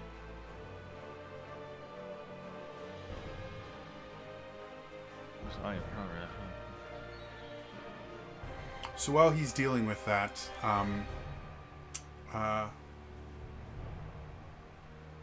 so many different windows open. Murata, Yes. your turn is coming up. Yes. What would you like to do while he's figuring out his opportunity? I'm going to summon Enkidu. Okay. And with quick summon, I'm going to pulse right away. Okay. So free attack on magic damage or magic defense. Okay. So And yeah, that's about it. It's going to be that attack. Go ahead and I'm make not going to reduce the cost. Okay, go ahead and make So. your attack roll. You guys watch as Murata steps forward. You see a similar thing where he kind of makes a gesture in the air with his sword, and suddenly this regal figure appears behind him and grabs his sword, and you watch as his sword manifests into this mighty legendary blade. He goes forward with a swing, and what'd you get for your attack? 14 plus 1, 15 to hit. Definitely hits. What's the damage? Let's see here. Oh, what is the... no, that's fine. So on the readout in roll 20, it'll do the damage for you. Yeah. No, I was wondering why it was green. And that was Oh, the yeah. sole reason that was Yeah, the green question. just means you rolled the highest number on that die. Okay. So your high roll was an 8 on a d8. So it just means you did max damage. 19 damage in total. Not bad at all. So as you hit him, and I have to bring up the right window. You said magic. 19, right? On magic defense, yeah. Okay, so math Yes. is hard. We already established that, so we're good. There we go. So as you sit there and you cut through his very thick armor and into the kind of internal components, you hear this kind of eruption of pain from it, and you watch his flames start shooting out of the broken broken wings of this creature, and you see fire get hotter and hotter, and the fire that it produces now looks to be white, super hot flame instead of the regular red flame it had been producing, and you think that it will be able to get around most defenses and resistances. So that being said, Furble, did you come up with your opportunity? I did have a question. So Sure. do we or don't? I'm sorry. So there's a lot going on. Do we or don't we want the clock to progress? If the clock progresses, bad things happen. So you want it to Okay. stay down. Okay, I didn't know if we could like. One of so the back in- opportunities you can do is you can increase or decrease a clock by 2. This one, because it's already 0, you can't decrease it anymore, and Okay. That was my next decreasing question. is good for you. So you can't make it -2 or anything. Okay. And is there anything else anyone can think of? Because I'm willing. Because we could either give it another affliction. Well, you've had a lot of time to figure this out. Well, so like need you I to know, pick but my something. brain is so stuck. What is it already afflicted with in regards to an It's got affliction? enraged and dazed thus far. Raged and dazed. Since I'm not really, my brain is talking up. I'll skip it. I'll make it slow. Slow. Cool. So, you guys have now reduced both its dexterity and insight as low as they could go, which is still a d6. But it is enraged, it is slowed, and it is dazed. You have completely knocked, tore down, and secured down those particular systems. So, that being said, that gets us back to the top of the order. Who's going first this time?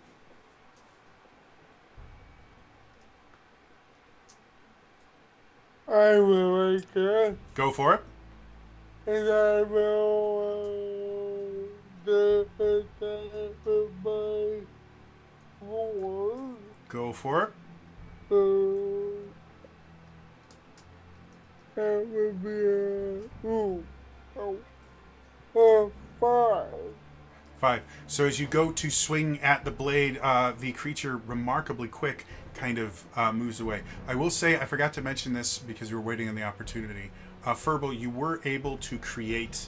I was going to ask that. Yeah. Yeah, you were able to knock a chunk of kind of the windshield on this cockpit out, and you guys can now clearly see a feminine face behind the cockpit. You can only see part of it.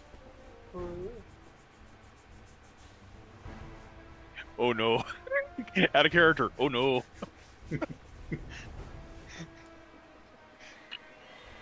So, that being said, it is Dargan's turn.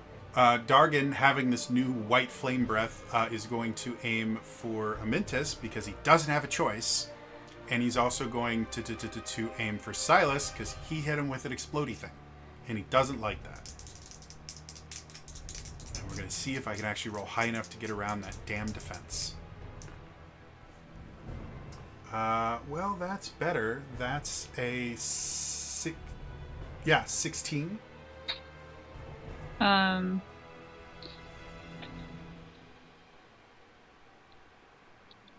I'm going to protect, and that meets.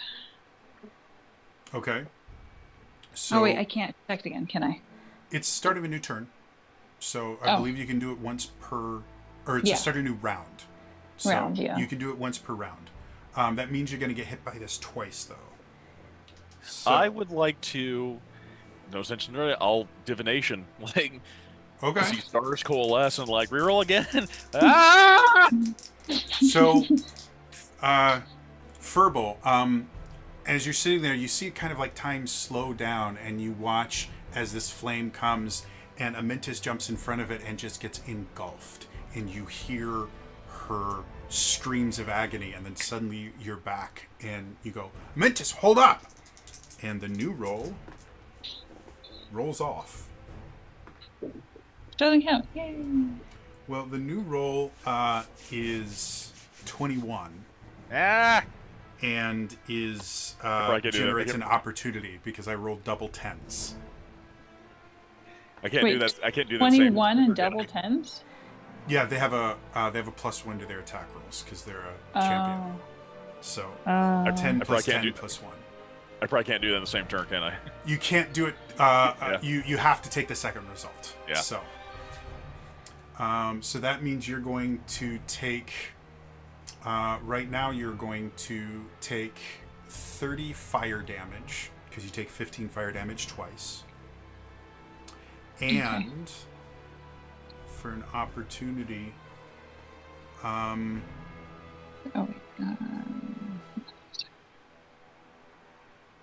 think what I'm going to do is I'm going to effectively use the plot twist in the idea that hitting you with this ability has broken your taunt of the dragon, so it no longer feels the necessity to target you. Henceforth? For the rest of the scene. If you wanted to use the taunt ability again, you can. It's just that taunt has ended. Does that make sense? Oh, yes. Okay. So it broke out of the taunt, effectively. Yep. Oh, and I forgot to move it forward. So that was one of its turns. Who wants to go next? Jax, how rough is Aventus looking right now? Don't worry about it. Amentus is going to use Mellow Dance. Mellow Dance. Cool. I'll go again. Amentus just used her turn. Or are you going to use your turn now to do it, or are you going to wait till someone else's turn, Amentus? I can do it. I'll do it now. Okay. So she'll take her turn. You watch as she does a little shimmy, and if I remember correctly, that's the one that heals you, right? Yeah. Okay. So yeah, you guys see kind of little slime start appearing, and then she suddenly looks a lot shinier and better than she looked before. And that ends her. The Dargan, now no longer limited by Amintus, is going to breathe fire on Silas and Murata because they both are doing bad things to him. So. For what? I rolled 15 versus your regular defense. Yep. Hits. Okay, so you both take 13 fire damage as again you see these kind of white hot flames go and hit both of you. And again, they ignore fire resistance if anyone has it. I don't think any one of you has fire resistance, but when I was You said that building was it, 10? it makes sense. 13. 13. 13. Yeah, sorry. All right, and then the Dargan is done for his turn. Who wants to go next? I'll go again. Go for it. As I was going to. Yep. And Okay. this time I'm going to use Shadow Strike. Okay. So I need my might here. Okay, hold on. Gotta note this down. So And with that, you guys watch as Murata moves forward. And how do you kind of envision yourself using this? Do you see it as like a bloodletting thing? Do you see him just kind of drawing power off himself? Like visually, how do you see this? this was still kind of like the smoky aspect from under the armor Okay. that hits the sword. Okay. The still powered sword.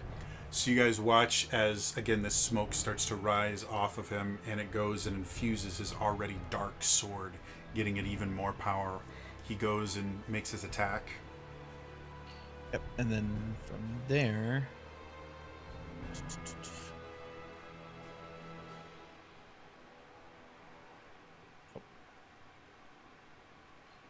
a normal hit is 15 to hit.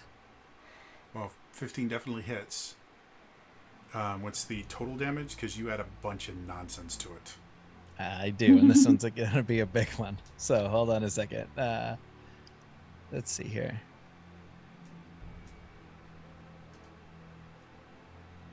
The original one was 8. 28 total. 28. Okay.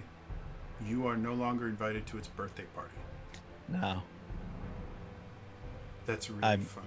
it hurts me, but it channels that into my hit. So, So yeah, so you guys watch as you can see kind of the pain in his eyes as this smoke comes off. You can actually see kind of little black spotches and bits of like black veins appearing in various parts of his face. You can see the pain in his eyes, but he infuses it into his sword and just plunges it into the creature, and the creature howls in pain and agony. Go ahead and move your token back. Silas or Furball, who wants to go next? Silas will hit it with a magic cannon. All right, go ahead and make your attack roll.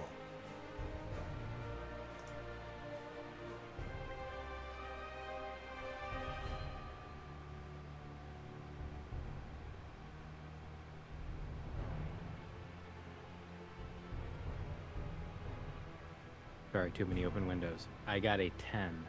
10. 10 is exactly what you need to hit it. Woo!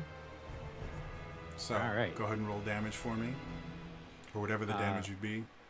Yes, it is 16 bolt damage. All right.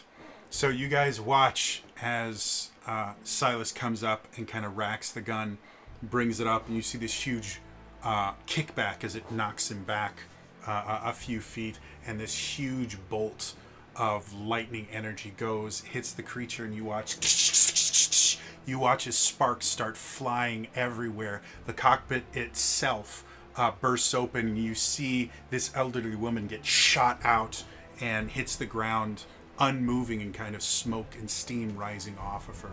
The dragon creature itself collapses to the ground. What would you all like to do?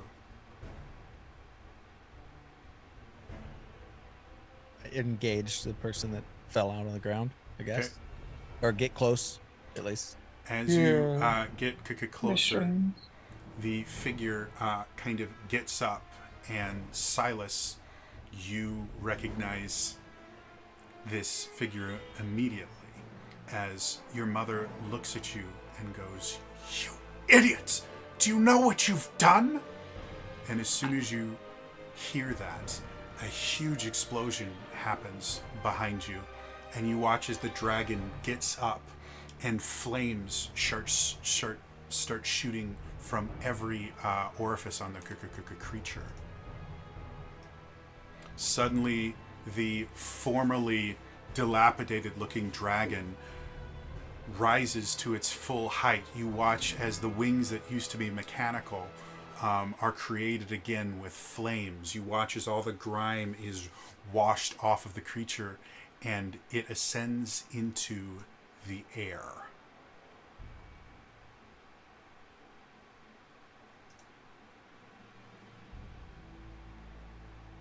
Mom?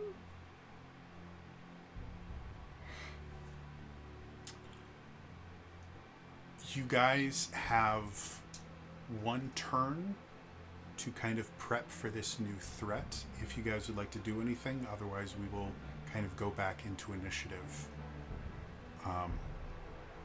So, does anyone have anything specific that you'd like to do before the next round of combat with this new creature starts? I just realized... I'd like to spend an inventory point to drink a potion. Sure, you can do that. I believe it's 3 inventory points for that. 3? That'll Yep. do it. Go for it. That'll restore 50 hit points.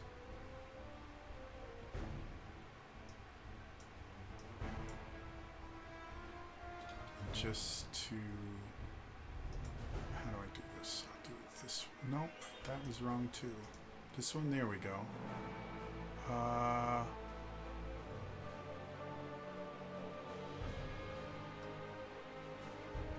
do that to say that it's flying.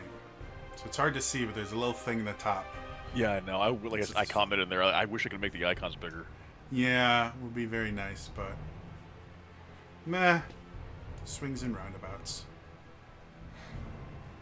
So, any other prep you guys want to do before you go into phase 2 of the junk dragon who is no longer junk? I don't think so.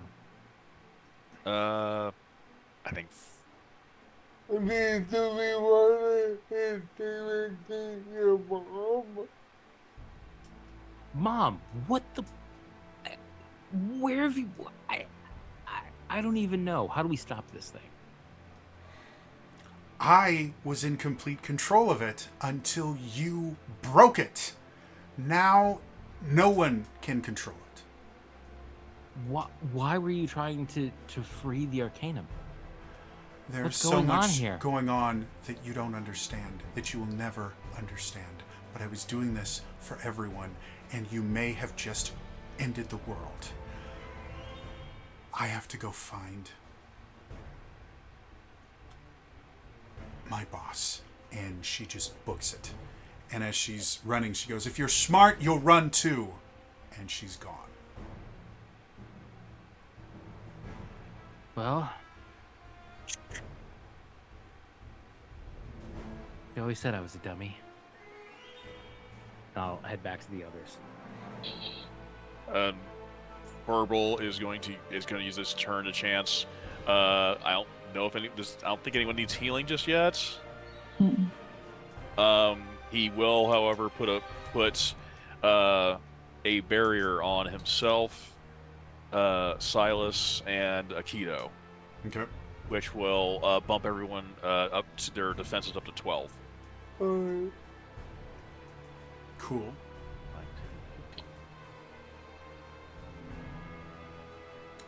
All right. So, we're going to go back top of the order. Who wants to go first this time?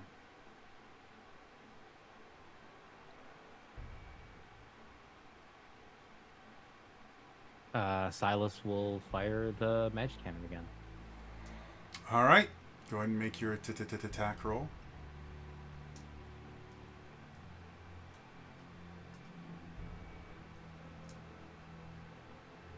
Nine. So as you sit there and you aim at the target and take a shot at it, it goes, and the creature kind of banks out of the way, and you watch as the kind of... Reroll. We need a win. Reroll. All right. So that is your final reroll. Yep. for that casting of this as a spell. Nebula's swirl once again. It's like, please! So again, Verbal, you kind of see him like aiming for it and just missing entirely. And so right before he shoots, he goes, "He's got a bank left!" I mistake my left for my right. Okay. I rolled an 8. 8, cool. So he goes left, and he shoots and goes really far. Like the dragon doesn't even need to move this time. Dragon just kind of watches it, goes back, and just looks at you, and looks as the bolt as it kind of explodes like half a mile away, and just looks at you again. Constellation is bouncing in his eyes, and Purple's just going.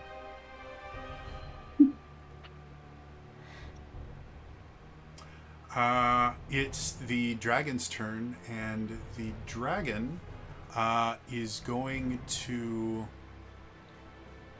aim at Silas again. Protect. Okay. I gotta remember, because this is actually a spell attack. Okay. And Doesn't change anything, I think. guard, protect. Remember, if you're threatened by an attack, spell, or other danger, it doesn't matter what I do. You just get. Yep. You just get to Yep. choose to do that. Yep. All right. Well, we're about to see how good your magic defense is, Okay. and how bad my rolling is. Oh, I'm sorry. I guess when I. Oh, sorry. Never mind. I'm looking at the wrong thing. Never mind. Ignore Okay. me. So I've got a 12 versus your magic defense. Just double check, but I don't think. No, that's plus. Oh, no, it's 11. Okay. So you watch as the creature kind of brings its wings up, and it looks at Silas, and instead of a bolt of flame at it, you see it sprays this liquid at him that you kind of go in. And as you get there, you realize you are now coated in lighter fluid or something similar to it, something extremely flammable. Until the end of the scene, anytime you take fire damage, you will suffer an additional 5 points. Is that a spell? It is a spell, and this is a construct. And I think constructs are something that you can learn spells from, if I remember correctly, before I say the wrong thing. No, it's beast, monster, or plant, so unfortunately, you can't. Yeah. All right. That is the end of its turn. Who wants to go next? If I may. Sure. Furble's immediately going to run over to Amentus and cast a spell. Okay. So that was a good waste of the dragon's turn. So you watch as Furble comes over, and you can just see, like, it is reeking of, like, raw alcohol, like grain alcohol. And even as you get close, you kind of, like, move your staff away for fear that just the light coming from your staff might set her off. Oh, wow, And you then- smell like Uncle Shelbo's distillery. And then you kind of and you watch as all the stuff is kind of contained and then thrown away. And I need to keep track of magic points. Let's go here, here, here.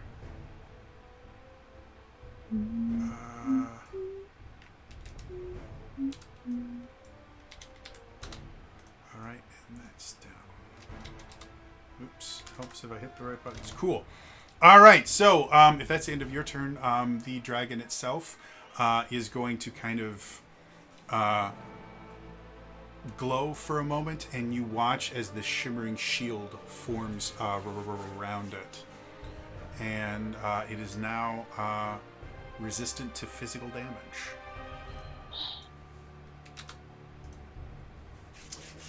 Who wants to go next? I'll go there. Can I use inventory point to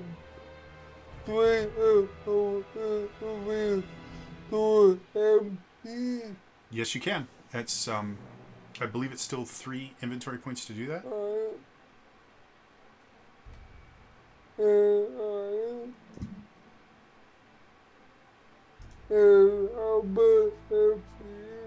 50.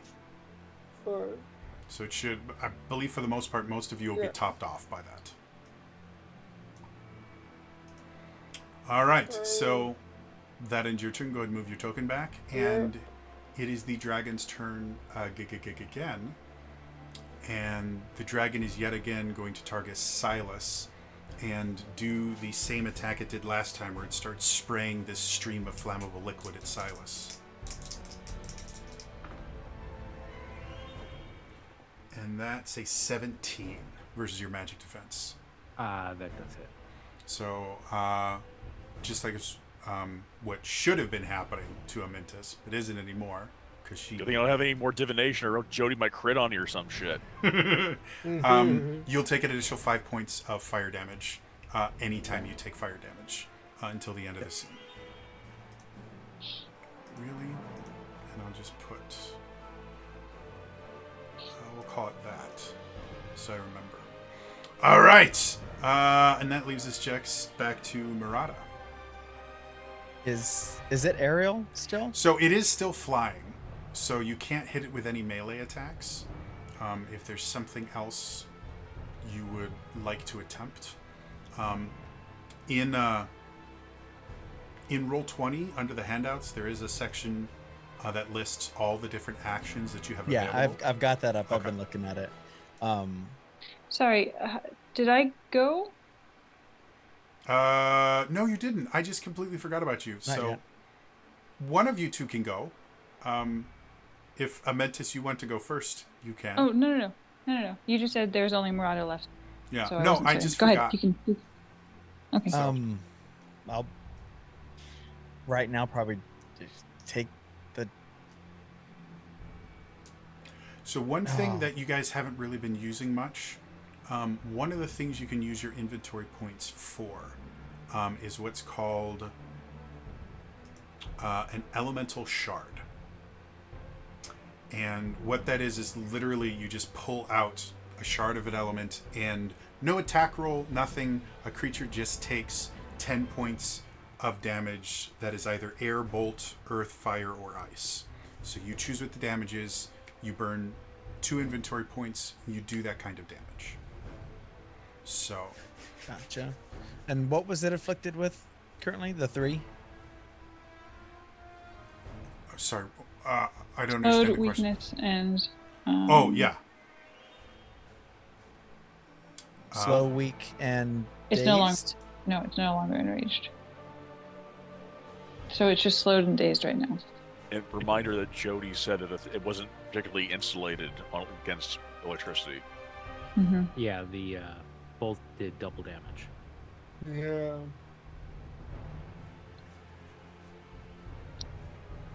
Yeah. Well, I'll do that. I'll do that inventory point elemental shard thing. Okay, so it costs Or- 2 points, and then you just need to choose which type of damage it's doing. That electric. Okay, so you guys watch as Murata kind of reaches into his pack, and you see just this tiny little crystal, kind of a fragment of one of the larger elemental crystals. And he just crushes it in his hand, and you watch as lightning starts sparking, and he points it, and this little bolt of lightning goes and hits the creature relatively hard, because he takes double damage being vulnerable. And then you watch as he falls out of the sky and is now currently on the ground. So that's your turn. You can go ahead and move your token. Amintus, what would you like to do with your turn? Amentis is going to provoke. Provoke. Cool. Well, he has a super awesome willpower score, so this is definitely going to go in his favor and not totally screw him over again like the last time. So I've got an 8, which is I got really good on 2d10. That's like an awesome thing. Oh, yeah. I got 13. 13. He's very mad at you. Like you're relatively certain that sometime in a past life, one of your ancestors like killed like a lover of his or something. You don't know, but this is like blood feud level. Good. Anything else you want to do? Stick out my non-existent tongue. Cool. All right, that is the end of the round. As the round resets, he goes back into the air. Dang it. Who would like to go first? Unfortunately, it doesn't leave him permanently down, but it lasts for a round. We gotta keep him on the ground. Amentis will go and take the bodyguard action for Silas. Okay. So, and as a reminder, because of your new shields, both your defense are up. So, yep. So that does. Oops, wrong one. Stop it. Amintus has moved. It's Dargan time. Dargan is going to.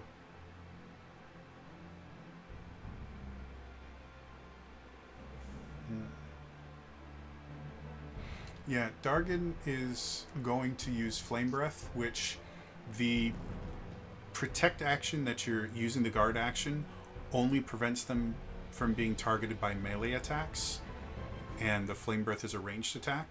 So no, bodyguard gains resistance to all damage types until the start of the next turn. Yes. What I'm saying is he has resistance to damage, yes. However, the bodyguard prevents anyone from making a melee attack that targets him. It doesn't prevent them from making ranged attacks. So he's still going to have resistance because of what you're doing. But he actually can be targeted by this, and you're going to be targeted because the creature can't not target you. Mm-hmm. So, that being said, and you have resistance against all damage too. So this is probably going to be super, super damaging, and you're both going to die instantly. Yay. Starting to think. What does resistance do? Half damage. Okay, that's what I thought. Yeah.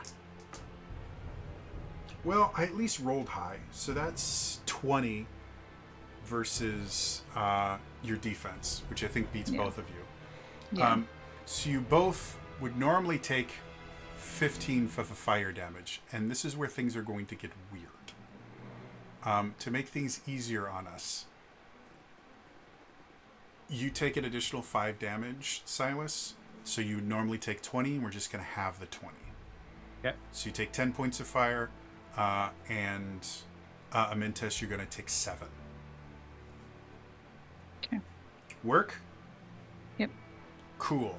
That's the end of that creature, or that one of his turns. Who's up next? I think verbal. I think it'll be verbal then, if you don't mind. Sure.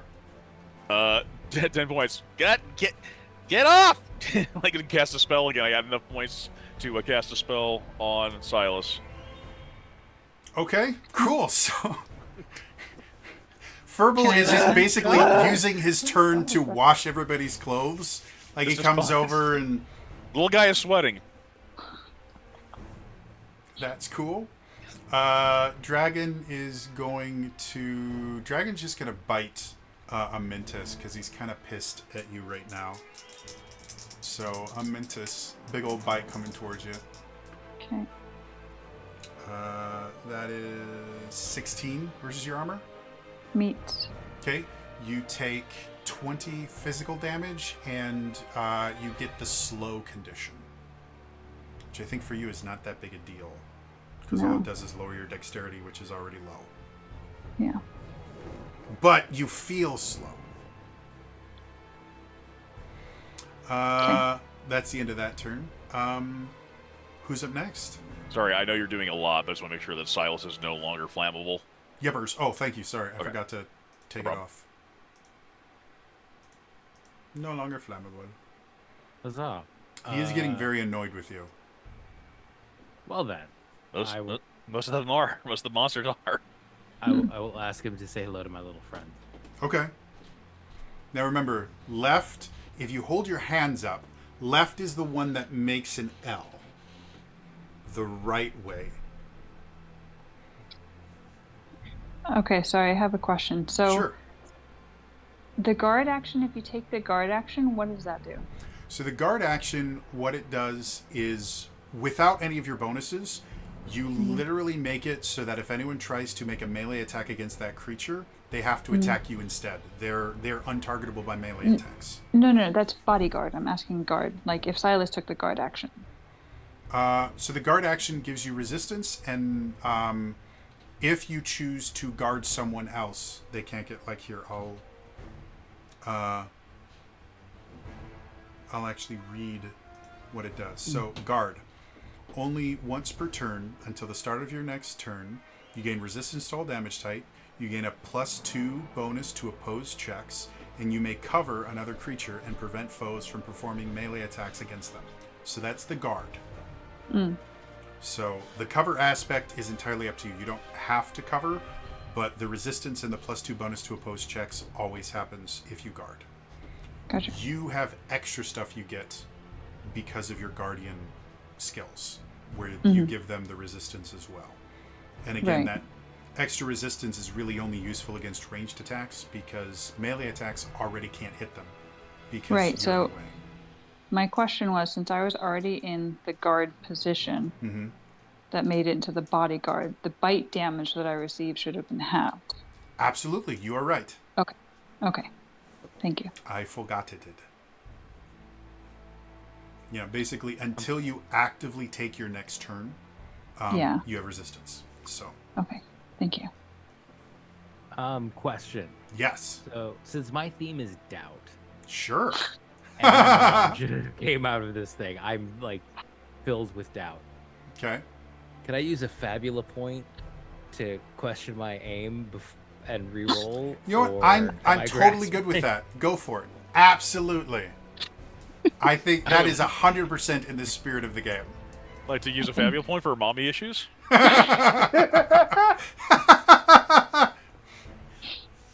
And now I might doubt my own ability to find left versus right. Well, Oh! What do we get? I got a 12. 12. Hey, 12 is good. 12 is enough to hit. What's the damage for it, though? 8 plus 15, 23? 23. And it's vulnerable, so that's 46. Sorry, it's 18. 18. Okay, I was that's looking at the wrong thing. 36. Still a lot of damage. Yeah. And it still means I have to do damn math. So. Oh, wait. Can I do it? No, I didn't set it up that way. I'm going to... All right, hold, please. I'm having such a hard time getting math to work right now that I'm going to do some stuff really quick here. Points. And then I want here to be current. Magic points. Legally distinct. And then what's going on here? Why is it not giving me the right?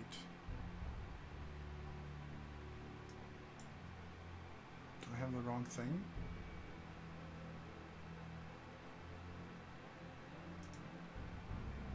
Okay, let's close that and see if that changes things. No. Hold, please. I'm so sorry, guys. In the meantime, Amentus is going to turn to Silas, your mother. I had to have Start done having that a wrong. side conversation. Yeah, I had no idea that she was working for these people or how she's even in doing any of this. I mean, I don't know how to say this, but your mom's kind of a jerk. She's been missing maybe. all this time and she just took off. She kind of admonished you, then just took off. And also, I'm kind of questioning what she was doing. Well, she These are always all- like, Sorry, these are all bro. valid points. I mean, I kind of idolized her. I Me thought wishing she you was find this- your mom's kind of a monkey's paw kind of situation. That's kind of it's rough. Yeah. Sorry. Want a berry? We'll do this differently. We'll go. Monterey. Yes. Okay, so now if I do this, Amentus crouches down and pats Scrappy.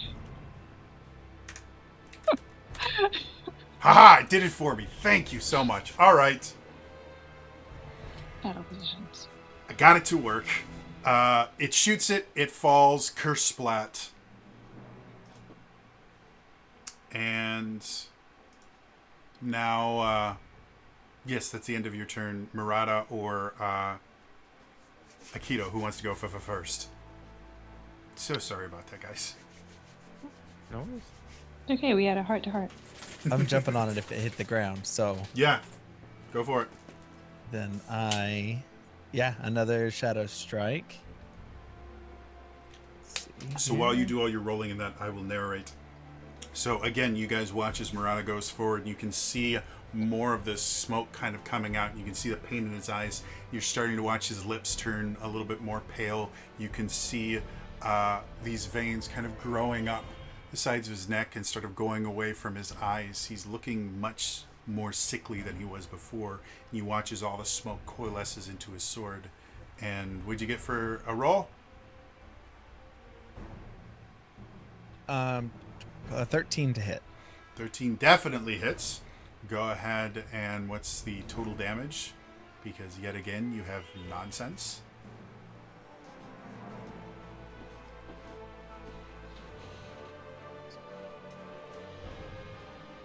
Math is hard, kids. Stay in school. 23 this time. 23. Now, my question for you, because when you use that attack, it turns all of your damage to dark, correct? It does, but also with Enkidu, it's nothing can change. Oh, you do untyped damage with Enkidu. Yeah, it's untyped with Enkidu. Yeah, so the reason I'm asking is the Dargon right now is currently resistant to physical damage, but you're not doing physical damage, so it doesn't matter. So you said it's 23, right? 23 total 23 damage. All right. It is also not pleased with you. So go ahead and move your character back. Akito, you're up. Wait, so it on the ground? It is on the ground currently, yes. Oh, I thought it was so fine. Yeah. Okay, It looks like every time it gets hit by bolt damage, it gets knocked out of the sky. Alright, so I will stab it again with my rapier. Go for it. So again, you guys watch as Akito rushes forward, bringing his rapier to bear. You can see the lightning sparking from it. 11. 11 is enough to hit. What's the damage? 12. Okay, so as it sticks as he sticks his rapier into it, you watch as again lightning bolts go flying across the thing, and it takes double damage again. And it's still going fine. I think I forgot to have it take one of its turns. No, it did all 3 turns. Never mind. That is the end of the round. We go back to top of the order. It ascends back to the skies again. Who wants to go for first this time? I will, and I'll use 2 inventory points to do a bowl. Okay, so as to make this look even cooler, because you did the last attack last time, as you rushed forward, you plunged your sword into it. It kind of shrieked back. It took a swing at you, and you kind of jump out of the way. It ascends back to the sky, and you go, no, you don't. You crush one of the crystals in your hands and kind of throw it out like an electric whip and just bring it down to the ground as it smashes in front of you, taking 20 points of damage. And the creature is now in crisis.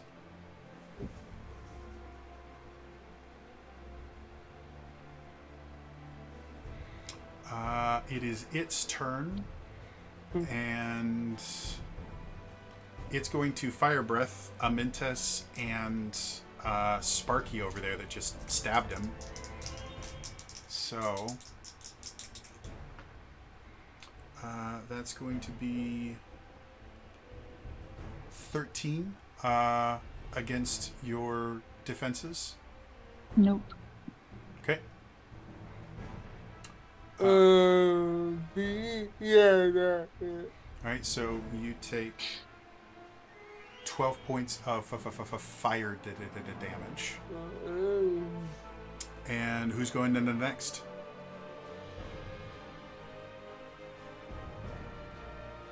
I will hit him with a pop gun again. Go for it. Make me an attack roll. You guys watch as Silas moves forward again, bringing his magic cannon to bear. He gets the massive dragon, which you guys are like you're fighting this huge, ginormous building-sized creature. You guys are starting to wonder how you miss it as often as you have. But we're not going to get into details of that. 15. 15 definitely hits. What's the damage? 19. 19. 19 doubled is 38, right? Yep. That's how math works. Yep. Cool. So again, you fire it and you watch as lightning kind of trails over the creature. The creature, reacting to you, goes to bite at you, but realizes that Amentus just looks yummier, and so it goes to bite Amentus because that damn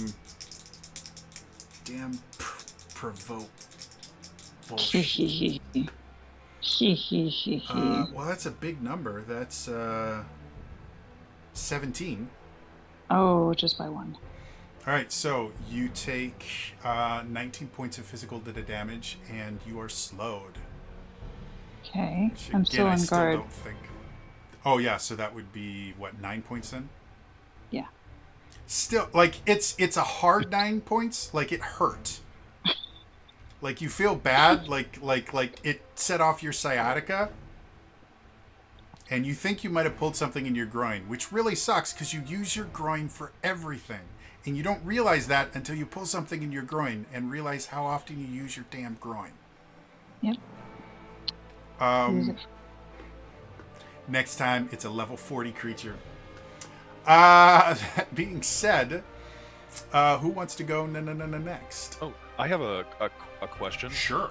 This thing's been casting magic. Can I tell there's things still has the ability to cast magic on us in the fight?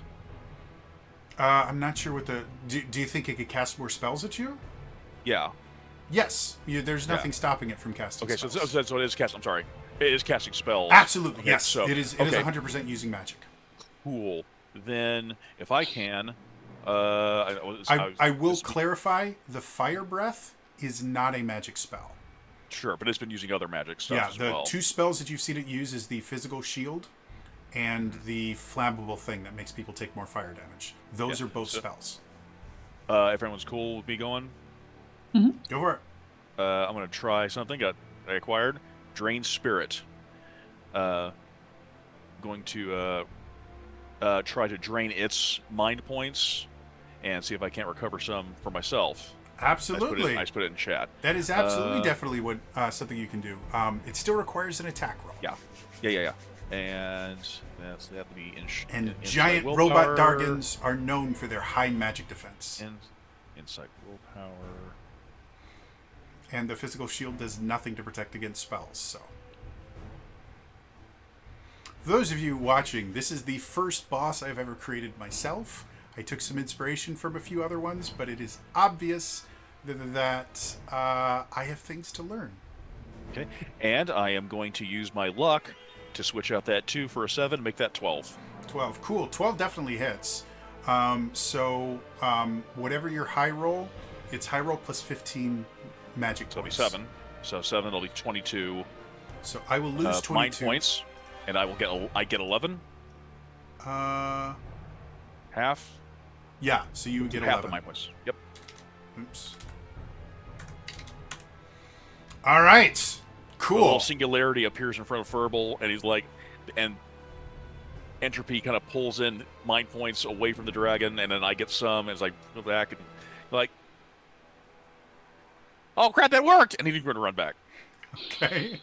Dargan is going to attack Furble and miss and attack Amentus instead because of damn provoke. He's going to bite Amentus.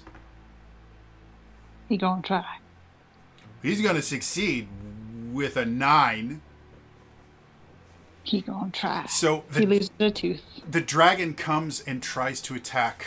And I just kind of like, I realized that lore-wise or whatever, it's supposed to be just attacking you. I just like the idea that Amentus has just gotten to the point where she's just always jumping in front of the attacks. So the dragon tries to bite at Furble, and Amentus is there and just uses her shield to keep the mouth kind of open and kind of gives it a little wink and then jumps out of the way, taking no damage because damn you, double shields. Sorry. It's also it's wonky. That spell cost me 5. I have to expel the 5 and then make sure I get the. Yeah. So, that's the end of its turns. I think we still have Amintus and Murata up. Who wants to go next? Is it on the ground? It is on the ground. Okay, I'm definitely hitting it again with that. Go for it. Let's see. You guys are starting to consider possibly an intervention because, he just keeps hurting himself and he doesn't seem to care. But again, the smoke protrudes from his ardor. You can see his eyes are starting to become bloodshot. You can see just the tiniest bit of redness appearing below his nose as the sword is infused again. What do we got for an attack roll? Or an accuracy check is what they call it in this. And I did find out that it was auto adding the 1 from the sword, the bonus from the sword. So it is 13. Nice. Cool. So 13 definitely hits. What's the total damage?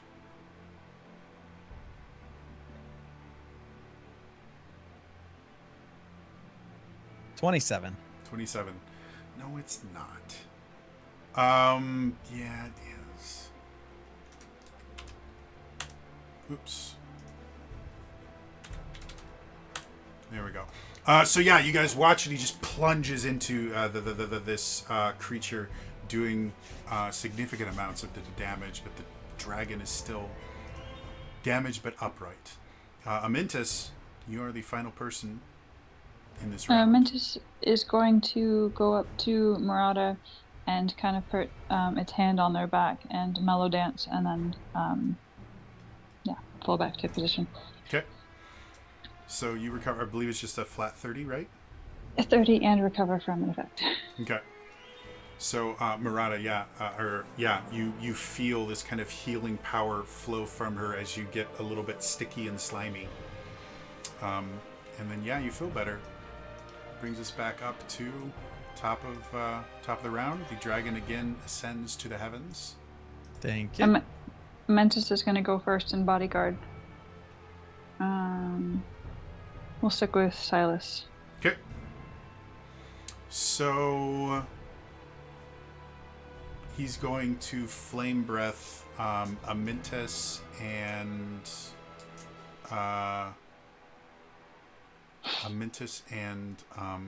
Aikido.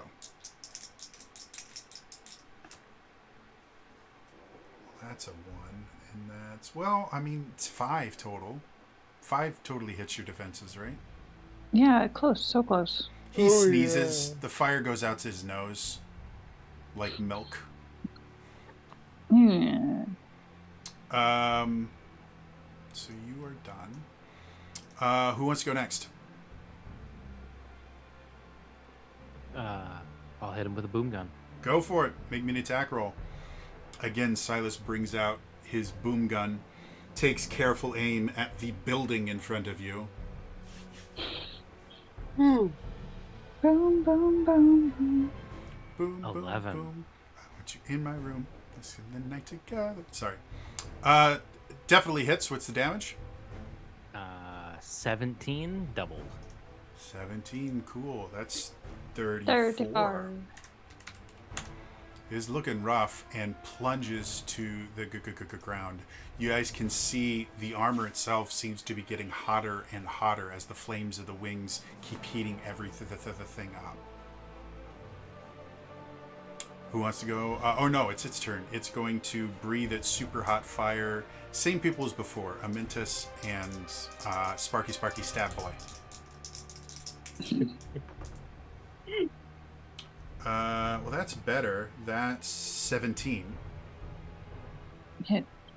Okay, so Oh, wait, I'm protecting. that will give you 7 damage to Amintus and 15 damage to Sparky Pokeboy, otherwise known as Aikido. For some odd reason, Sparky Pokeboy is easier for my brain to remember than Aikido, which only has 3 syllables and 6 letters.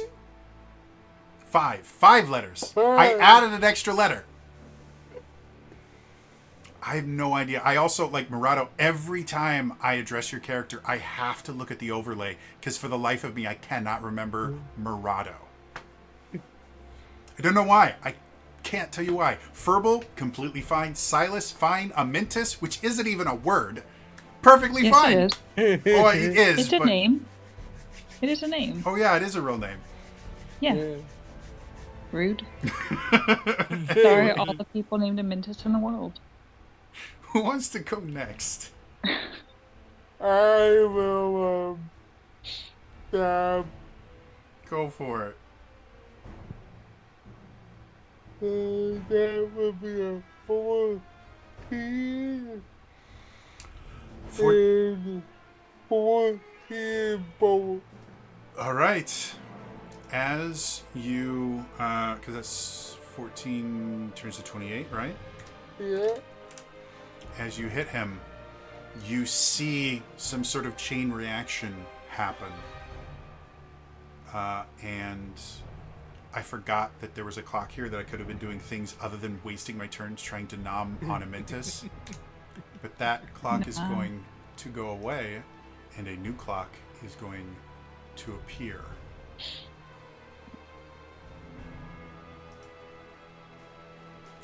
So, as you guys are sitting there, you realize that whatever is powering this creature has gone critical. It is going to explode, and there is not enough time for you to get far enough away that you're not going to be hit by it. So you guys have one complete turn to do whatever you feel would be best to prevent as much of the damage as you can. There is a 6-section clock. If you can get 4 sections filled, you will take half damage. If you can get all 6 sections filled, you will protect yourself from the explosion. So, whomever would like to go first, how would you like to try and prevent as much explosion damage as you can?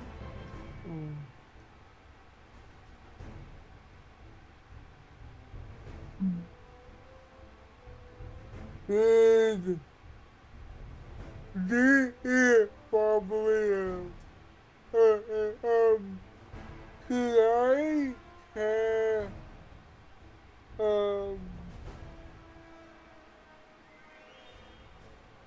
I would hoping to cool down whatever we are. Okay, if you roll high enough, I'll let you fill a section with that. Go ahead and make your spellcasting roll for that.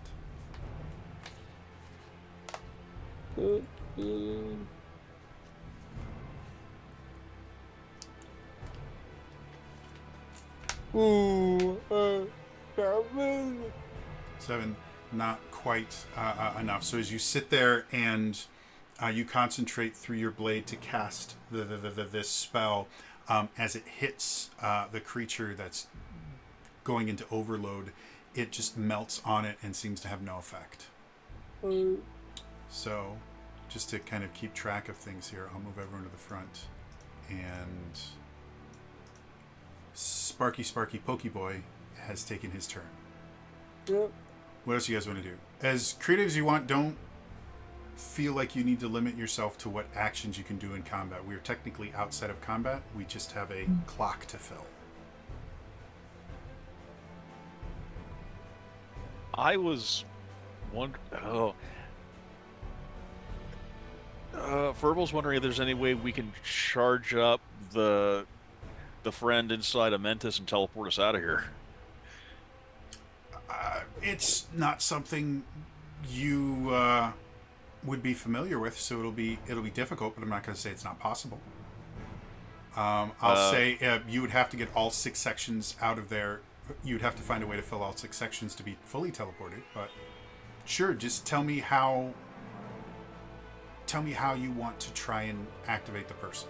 I mean, you obviously have access to light magic if you want to go that route, or if there's another way you think you could do it. I was thinking light magic to help the spirit charge us out of here. I'm good with that. I'm even willing to dip into another Fabula point, into the Heart of Gold. And it's like, I just want you to help us so we can help you and we can help everyone else as well. we can save this world, but we can't do it if we're all fried. Sure. Can I use a Fabula point with that as well, since most of my identity is just being a protective automaton, Sure. and this is definitely a chance to save everyone. So Absolutely. to So protect everyone.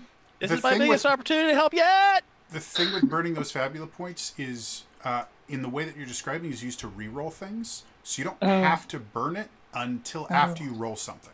So if you Well, guys this is want to, also like points to like alter the story. So yeah, that's why I yeah, didn't know if you that don't was- have to invoke one of your, you don't have to invoke your identity or anything to use a Fabula point that way. You can just use it that way without. Oh. Very similar to how legend points kind of worked in Open Legend. You can just go, I'm going to give this beneficial thing. So if you want to use it to, I still am going to need a roll from you, but I'll say if you succeed on the roll and burn a Fabula point, I will give you 2 sections instead of 1. Okay. And if Amintus wants to burn a Fabula point basically on that same roll, a success would be 3 sections instead of 1. Yep. Okay. I'll do that. I guess so we would like Your- to roll your I'm guessing regular insight spell- willpower. Your normal spellcasting roll, since you're using Okay. light magic for this. So Yep, insight willpower. Okay.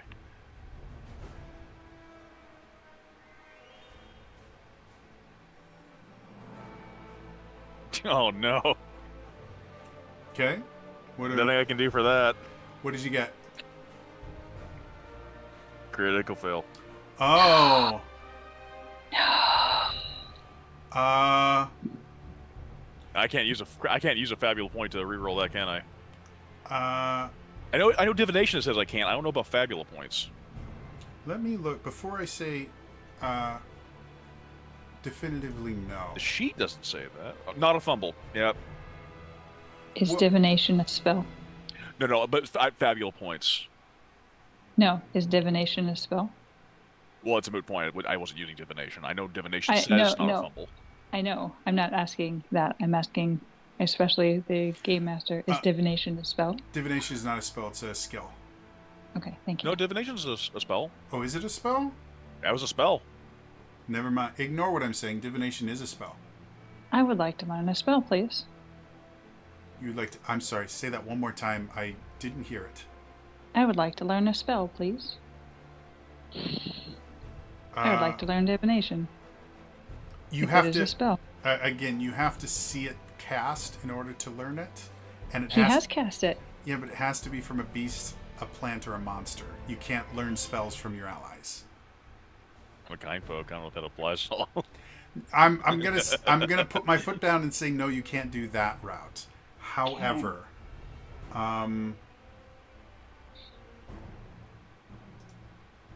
hold please.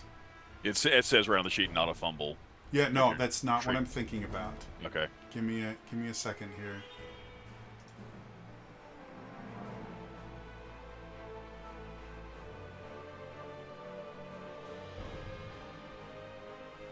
So, oh damn it! I was about to say. So what I was thinking is Lucky 7, but you've already used it this turn. Yeah, I've already used lucky. Yeah. I was about to say, because all you have to do is change it from not a fumble. So we're going to say that that unfortunately didn't work. Yep. Yeah, but that is your turn, Furball. Who wants to go next?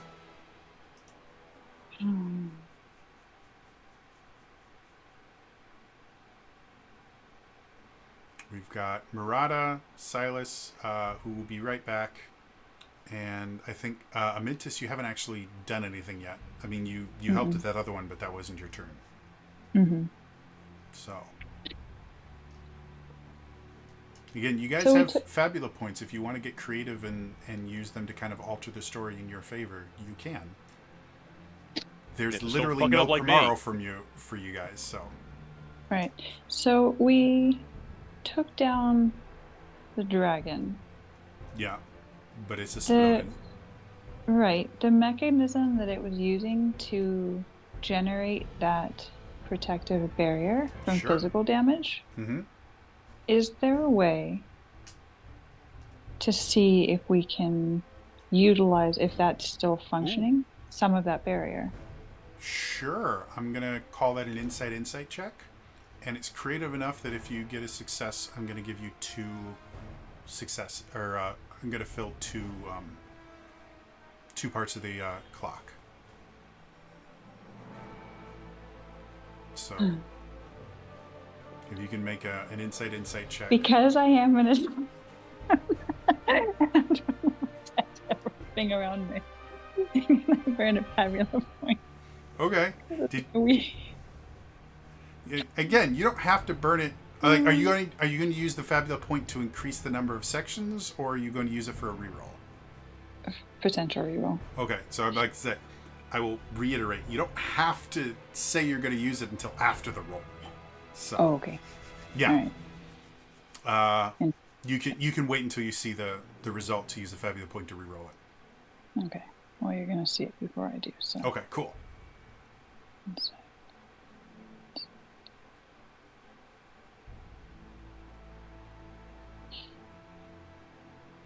No, because the roll 20 is being above, so okay. Okay. Do you want someone else to make the roll for you? Not you, sir. Thank you. I think everyone else should be able to see your character sheet, so... What do you want to roll? Sheet. Inside. Inside? Yeah. I would roll great. Want me to do it? No. I don't know. You got the critical fumble out of the way, so... That's a gambler's fallacy, sir, and Hey. you know it. I've been rolling pretty well. So Oh, man. yeah, you choose, I guess. Yeah, you. Daniel's been rolling good. Wait, it's gone. Dear Roll20, please improve your app. Love us. Scroll. Well, I 11. got a roll from you. Yeah. So I got an 11. Yep. 11 is more than what you need to succeed. So you guys watch as the rest of you are trying to figure out what to do. Amintus rushes forward and just plunges her hand into the kind of gears of the creature, and you watch as the kind of shield that it was using before to protect itself seems to be kind of forming around where Amintus is standing, and you guys can see the shield is partially formed. But as it is right now, it doesn't look like it's going to block much of the blast at all. That finishes Amintus. Silas and Murata, what do you guys want to do? I'll run up to Amintus while they're doing that, and I guess try to encourage or rally, I suppose.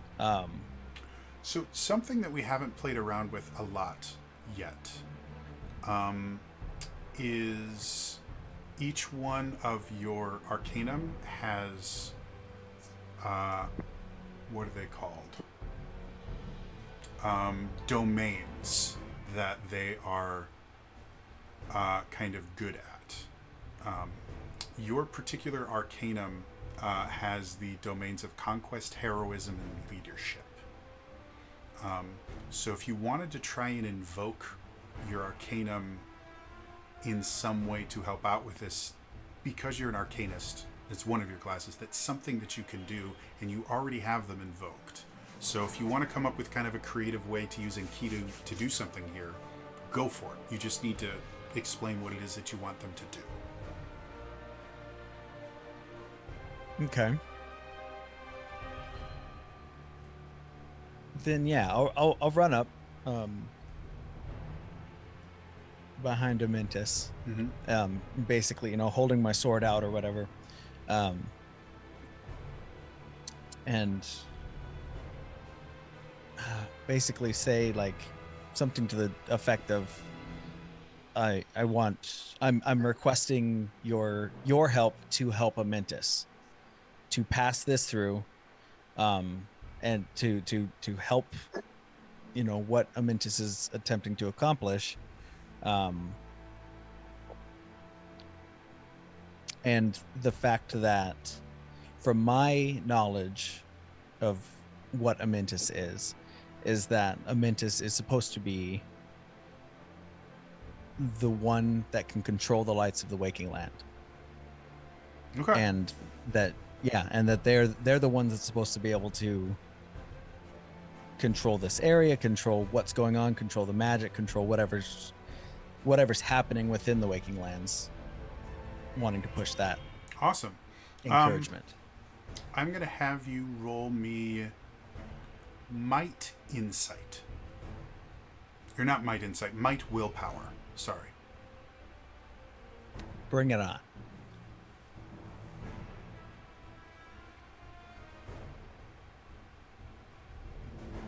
Okay. And can I spend a Fabula point to re-roll one?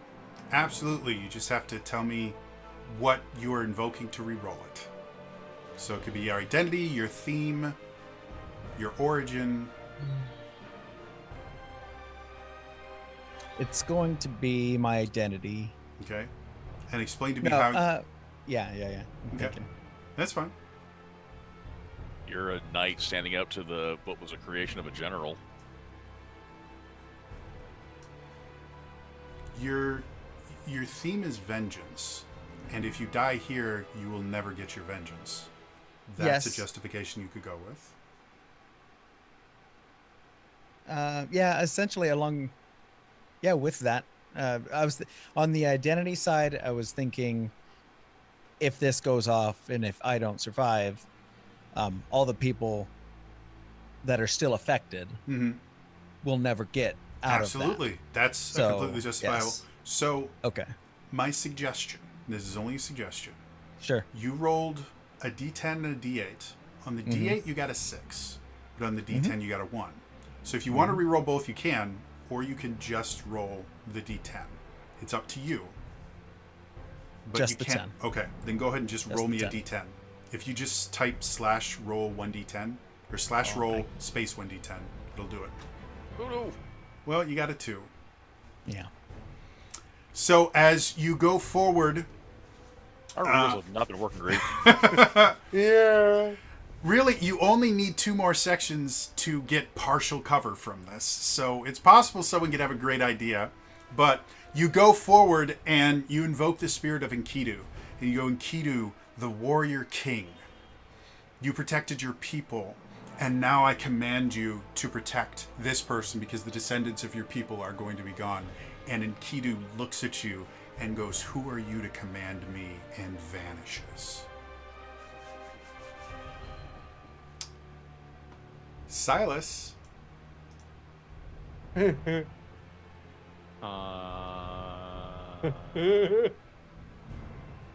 I reach This into is my a bag. Mecho Dragon going critical. I will say the cockpit is still intact. It's just open.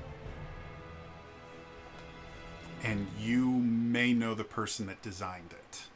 I reach into my bag and pull out my Dragon Zord flute. No. You wish you could tap into the grid. It's morphin' time. Hey, look, guys, a giant blue badger. Hey, Badgers are awesome. I said a giant blue badger. I don't know why you're defensive about it. I would like to go into the cockpit and see if I can stabilize the engines so that it won't explode. Absolutely. Why don't you give me an insight check?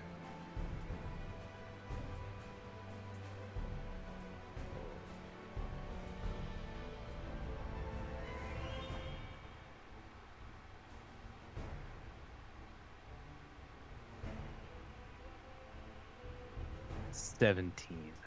Do you want to use a Fabula? No. 17 is really, really good. So we're going to say that you did so well. You got 2 successes. So as you guys see all this stuff happening and you watch as Amintus goes in and basically dials up the shields, you instantly get an idea. You're like, wait a minute, the shields! And you jump in, and as Amintus, as Murata sees that this is going to go very poorly, Murata, just kind of the protective instincts that are buried under vengeance and anger, kind of kick in, and you just kind of rip Amintus out of it to kind of push her away as far as you can. And as you do that, you watch as Silas just jumps in to the cockpit, and you look at him like he's a moron. And Silas just instantly kind of puts his feet in, and you see him do this, and you watch as the cockpit slowly closes around him. And Silas, as you're in there, you see heads-up displays kind of pop up, and all of it just intuitively makes sense to you. Whoever designed this isn't the exact same mindset as you are. And so you instantly start going, okay, we do this, and we go over here, and we transfer power, and then you watch as a countdown clock is getting lower and lower, and you realize that you have mere seconds before this thing goes on. So you hit the button that you want, the cockpit opens again, and you dive out. The rest of you see this from as far away as you can, and you watch as the waking lands, which are already bright, turn into a white nothingness. It seems like all sound just stops for a moment, and suddenly there is this massive explosion. You guys feel intense heat hit you, but you can see the shields themselves have been dialed up enough that some of it is taken away. However, you still get some of it. You are thrown back hundreds of feet, flying through the air, hitting trees and other things. You can feel your armor shattering and bones breaking as you go through. All of you normally would take 45 points of unblockable damage. However, with 4 sections filled, you are able to take half of that. So that's 22 points of damage, as an explosion rips through the waking lands. And as you all hit the ground, you look around and can see... I am down, by the way. Okay. So we'll deal with that in a couple seconds here. As you look around, the waking lands seem to have awoken. The ambient light that has always existed in the waking lands seems to have manifested. You can see light elementals starting to form in various places in front of you. Looking around, aside from the light elementals, you don't see anything horrendous going on.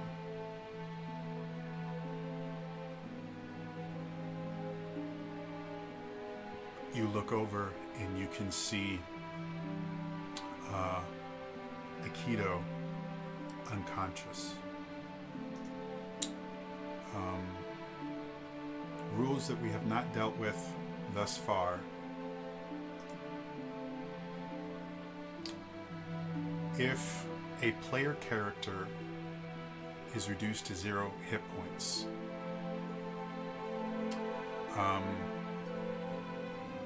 you have 2 options for what you can do. And that is very loud. There we go. You have 2 options for what you can do. You can sacrifice the character, which is basically the character dies, but you get to take over the game, and you get to have this really cool death scene where something really awesome happens, but your character's gone. Or you can surrender. And surrendering means your character lives, but for the rest of the scene, they can no longer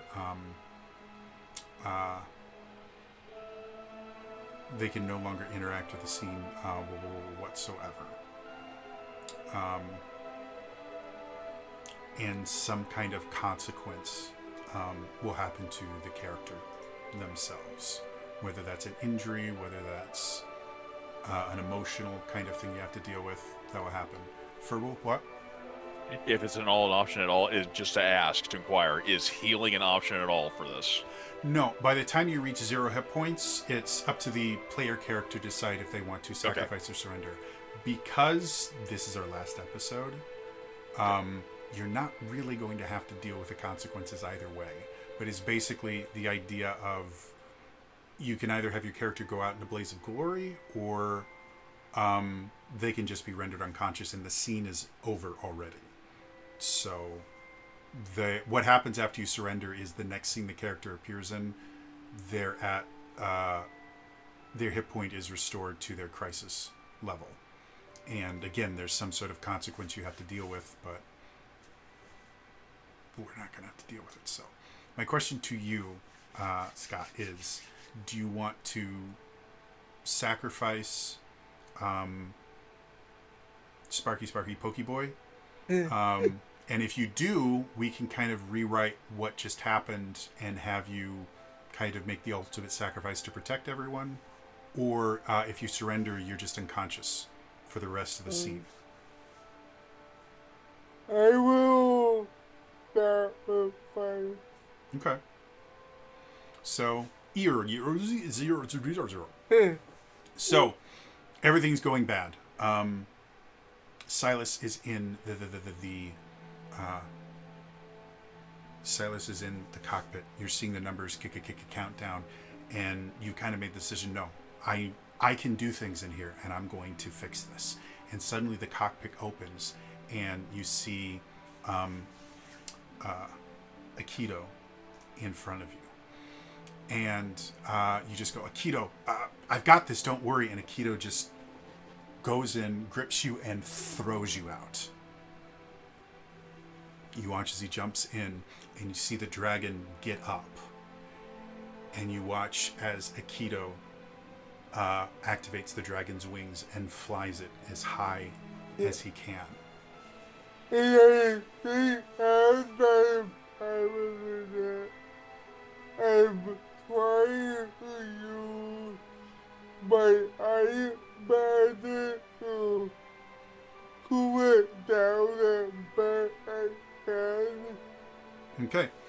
But at this point it's not working Okay. fast enough for me to be able to Absolutely. get out or whatever. So as you're in there and you're basically kind of teaching yourself how all this works, you are conjuring as much ice as you can, and you are infusing it into the creature itself, and you're like, no, I've got this, I'm going to get this.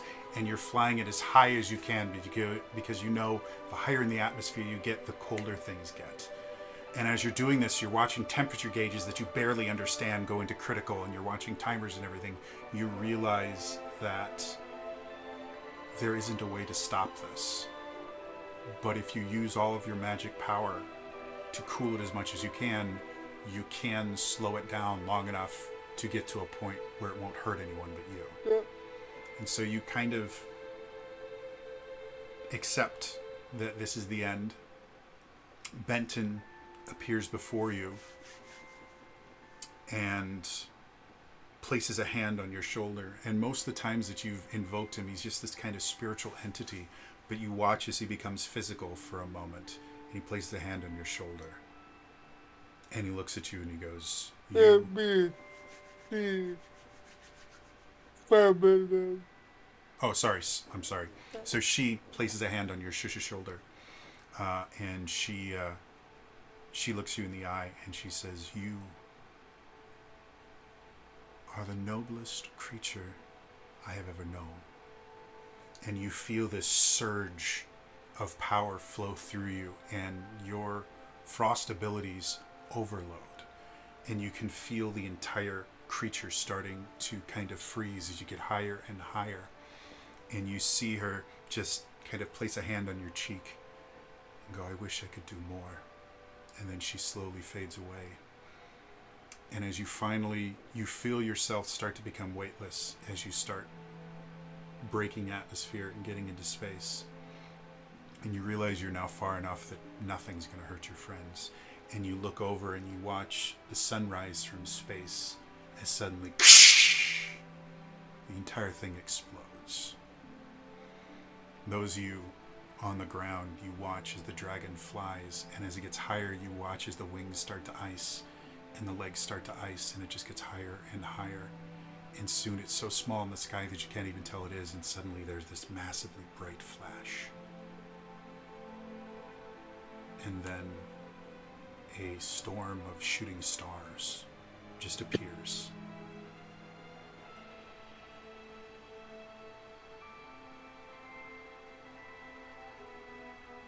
All of you are unharmed. The explosion didn't happen here. But Akito is gone.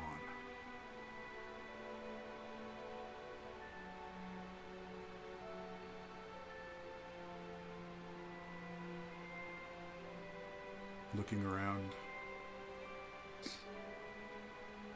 the waking lands again begin to wake. You can see light elementals start to form. But you all can rest easy in the idea that none of the high arcana have been released yet. Somewhere around the world, there has to be more arcanum. More weapons, armor, magic spells that will give you enough power to someday challenge the arcanum that want to take over the world again. But unfortunately, that is where this story ends.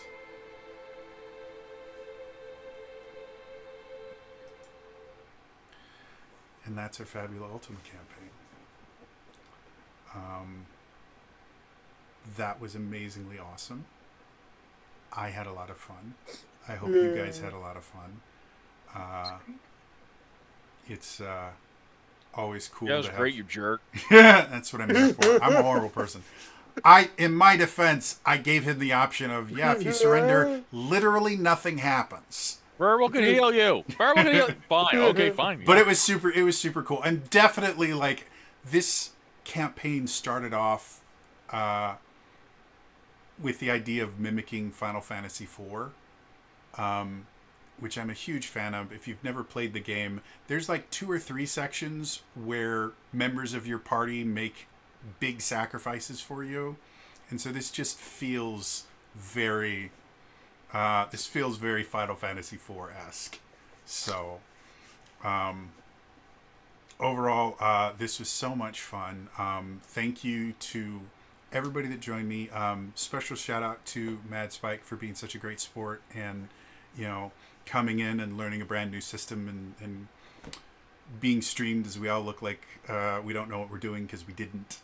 And I hope you guys had fun. I had an absolute blast. But that's where Fabula Ultima ends. I still have a few more days of Daily December, so and there's some stuff I'm working on behind the scenes that I'm hoping to have some cool stuff done. That's going to be all for me today. Next week, we go back to my D&D campaigns. So you'll see everybody here except for Mad Spike again over the next few weeks because I haven't roped him into a game yet. So, but anything you guys want to say before we sign off for the final time? This was a lot of fun. I like the system. Yeah. I like how it encourages the entire table to make the world. And... Yeah. Yeah. Mm-hmm. Yeah, lots of changes can happen like throughout the whole campaign just due to players. Mm-hmm. And those, just like that, given the option for the sacrifice or surrender completely changes so much. So it's a fun little system. It would definitely be a lot of fun to see what you could do with a high level. Yeah, we didn't even get to play around with like heroic skills. Once you start mastering classes, you get special cool stuff that could happen. If we were playing longer form, I definitely would respec. I would just switch out with the Lore Seeker. Yeah, but overall, I think I don't know. I had a great time with getting Jody with that provoke. It was that was a clutch ability. Like holy crap! I realized because so the creatures that you fought were the first one. Phase 1 was level 10. Phase 2 is level 15.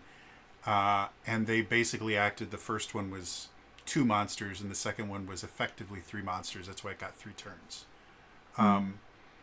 So I thought I was a little bit worried that I would be able to do a little bit too much damage to you guys with the fact that I had an at-will area attack and other cool stuff that I could do. And Chax just slapped me like a bitch. So I was very pleased to see that this wasn't quite as dangerous as I thought it was going to be. And it definitely gives me a better understanding of how to create like real intense. Yeah. It also wasn't like you weren't creating a challenge. You had a little Fabula running around just trying to. Yeah. No. Going around with your washcloth. I specifically chose things that I knew you guys had counters for, just so that you guys would have ways to feel useful and use all of your abilities. Fun fact, when it turned into the renewed Construct Dragon, which is the second form, it actually developed a vulnerability to ice. Oh. So, because I knew that Akito really enjoyed using ice, and the last thing you guys fought was resistant to it. So I'm like, well, I'll just put that in. It makes sense. It's fire-powered. We'll give it ice. And you guys, no one really cared because it was still vulnerable to electricity, so it didn't matter. Every time I was about to use one of my ice spells, it would get knocked down. Yeah. And you're just like, okay, sure, stab. Whatever, it worked. And I think you guys learned the system really well, with how new everybody was to the system and how different it is from most other systems on the market. I think you guys did really, really well. So, but it's really easy to and simple to pick up once you like understand what your dice are for, and then how you can or at least how we were modifying them. Like, I think my character would use this because. So, it's a really good system. It's really simple, straightforward. I did, but there were a few times where I just forgot that we could use Fabula points to reroll. Yeah, it was one of the reasons why I was kind of putting heavy emphasis on using your Fabula points, because I don't think any of you took any abilities that allowed you to burn Fabula points to use them, so... This is now the second time I played with a character that could mess with the probability. And it blew up in his face. Probability changing can be a lot of fun until you accidentally create a crit. But overall, I think the only issue that I had was combat seemed to slog for a bit until you guys kind of got used to working together. And I think if we were at a physical table, it'd probably be slightly easier, simply because you don't have to worry about delays and talking over people. But I think if you guys had been given the chance to play together for months instead of weeks, it probably would have gone away pretty quickly. Yeah, because by this time, there was definitely a lot more awareness of, this person's probably going to go because... Yeah, this was so much fun, guys. Thank you so much for... As soon as I saw this game, I knew that I wanted to try it sometime. And so, this has been great. Daily December has been very interesting this year. And there's still a few more days left. And like I said, hopefully... Yeah? Spike? No, we need the after credit scene right now. Oh, sure. Of what Spicy Chili's reaction to all of that explosion is right now. We need that from you right now. The credits have rolled... And you see the thanks for playing thing on the end. You hear the big fanfare, ding, ding, ding. And then the thanks for playing screen slowly fades. And you see a pair of Spicy Chilies that are sitting there. And as soon as the explosion happens, they both jump up and go, Fatru! And then it pans out a little bit. And you can see an entire army of Spicy Chilies that are all going Fatru! Perfect. Anyway, again, this is going to be all for me today. As always, I do upload all these to my YouTube channel, youtube.com/TrainerJody. Anyone that's watching this on YouTube, my D&D games have actually a lot more ways that you can interact. You can create NPCs, you can create boss encounters, stuff like that. So please come join us in chat. It's Wednesday nights, 9 p.m. Central to the time. And we have some cool stuff. One of the campaigns called The Legend of Three Kingdoms. They're basically in my version of Ravenloft, and they have destroyed 2 of 4 generals of Dracula, which we call the Dark Lord in my version. So there's cool things happening there. And the other campaign I pitch is Eberron meets Serenity, or Eberron meets Firefly. They're a bunch of people on an airship kind of going around doing the jobs that they can get, and they recently unleashed a beholder dragon on the world. So, We didn't release him! We are the bad guys. See, but then we scared a beholder. It was fun. yeah, they terrified a We got beholder. scared. It was super cool. So both of those campaigns are ongoing. They're full of wonderful, amazing people. So definitely check that stuff out. Otherwise, again, it is all for me today. I will see you guys next time. All right? Bye-bye. Bye.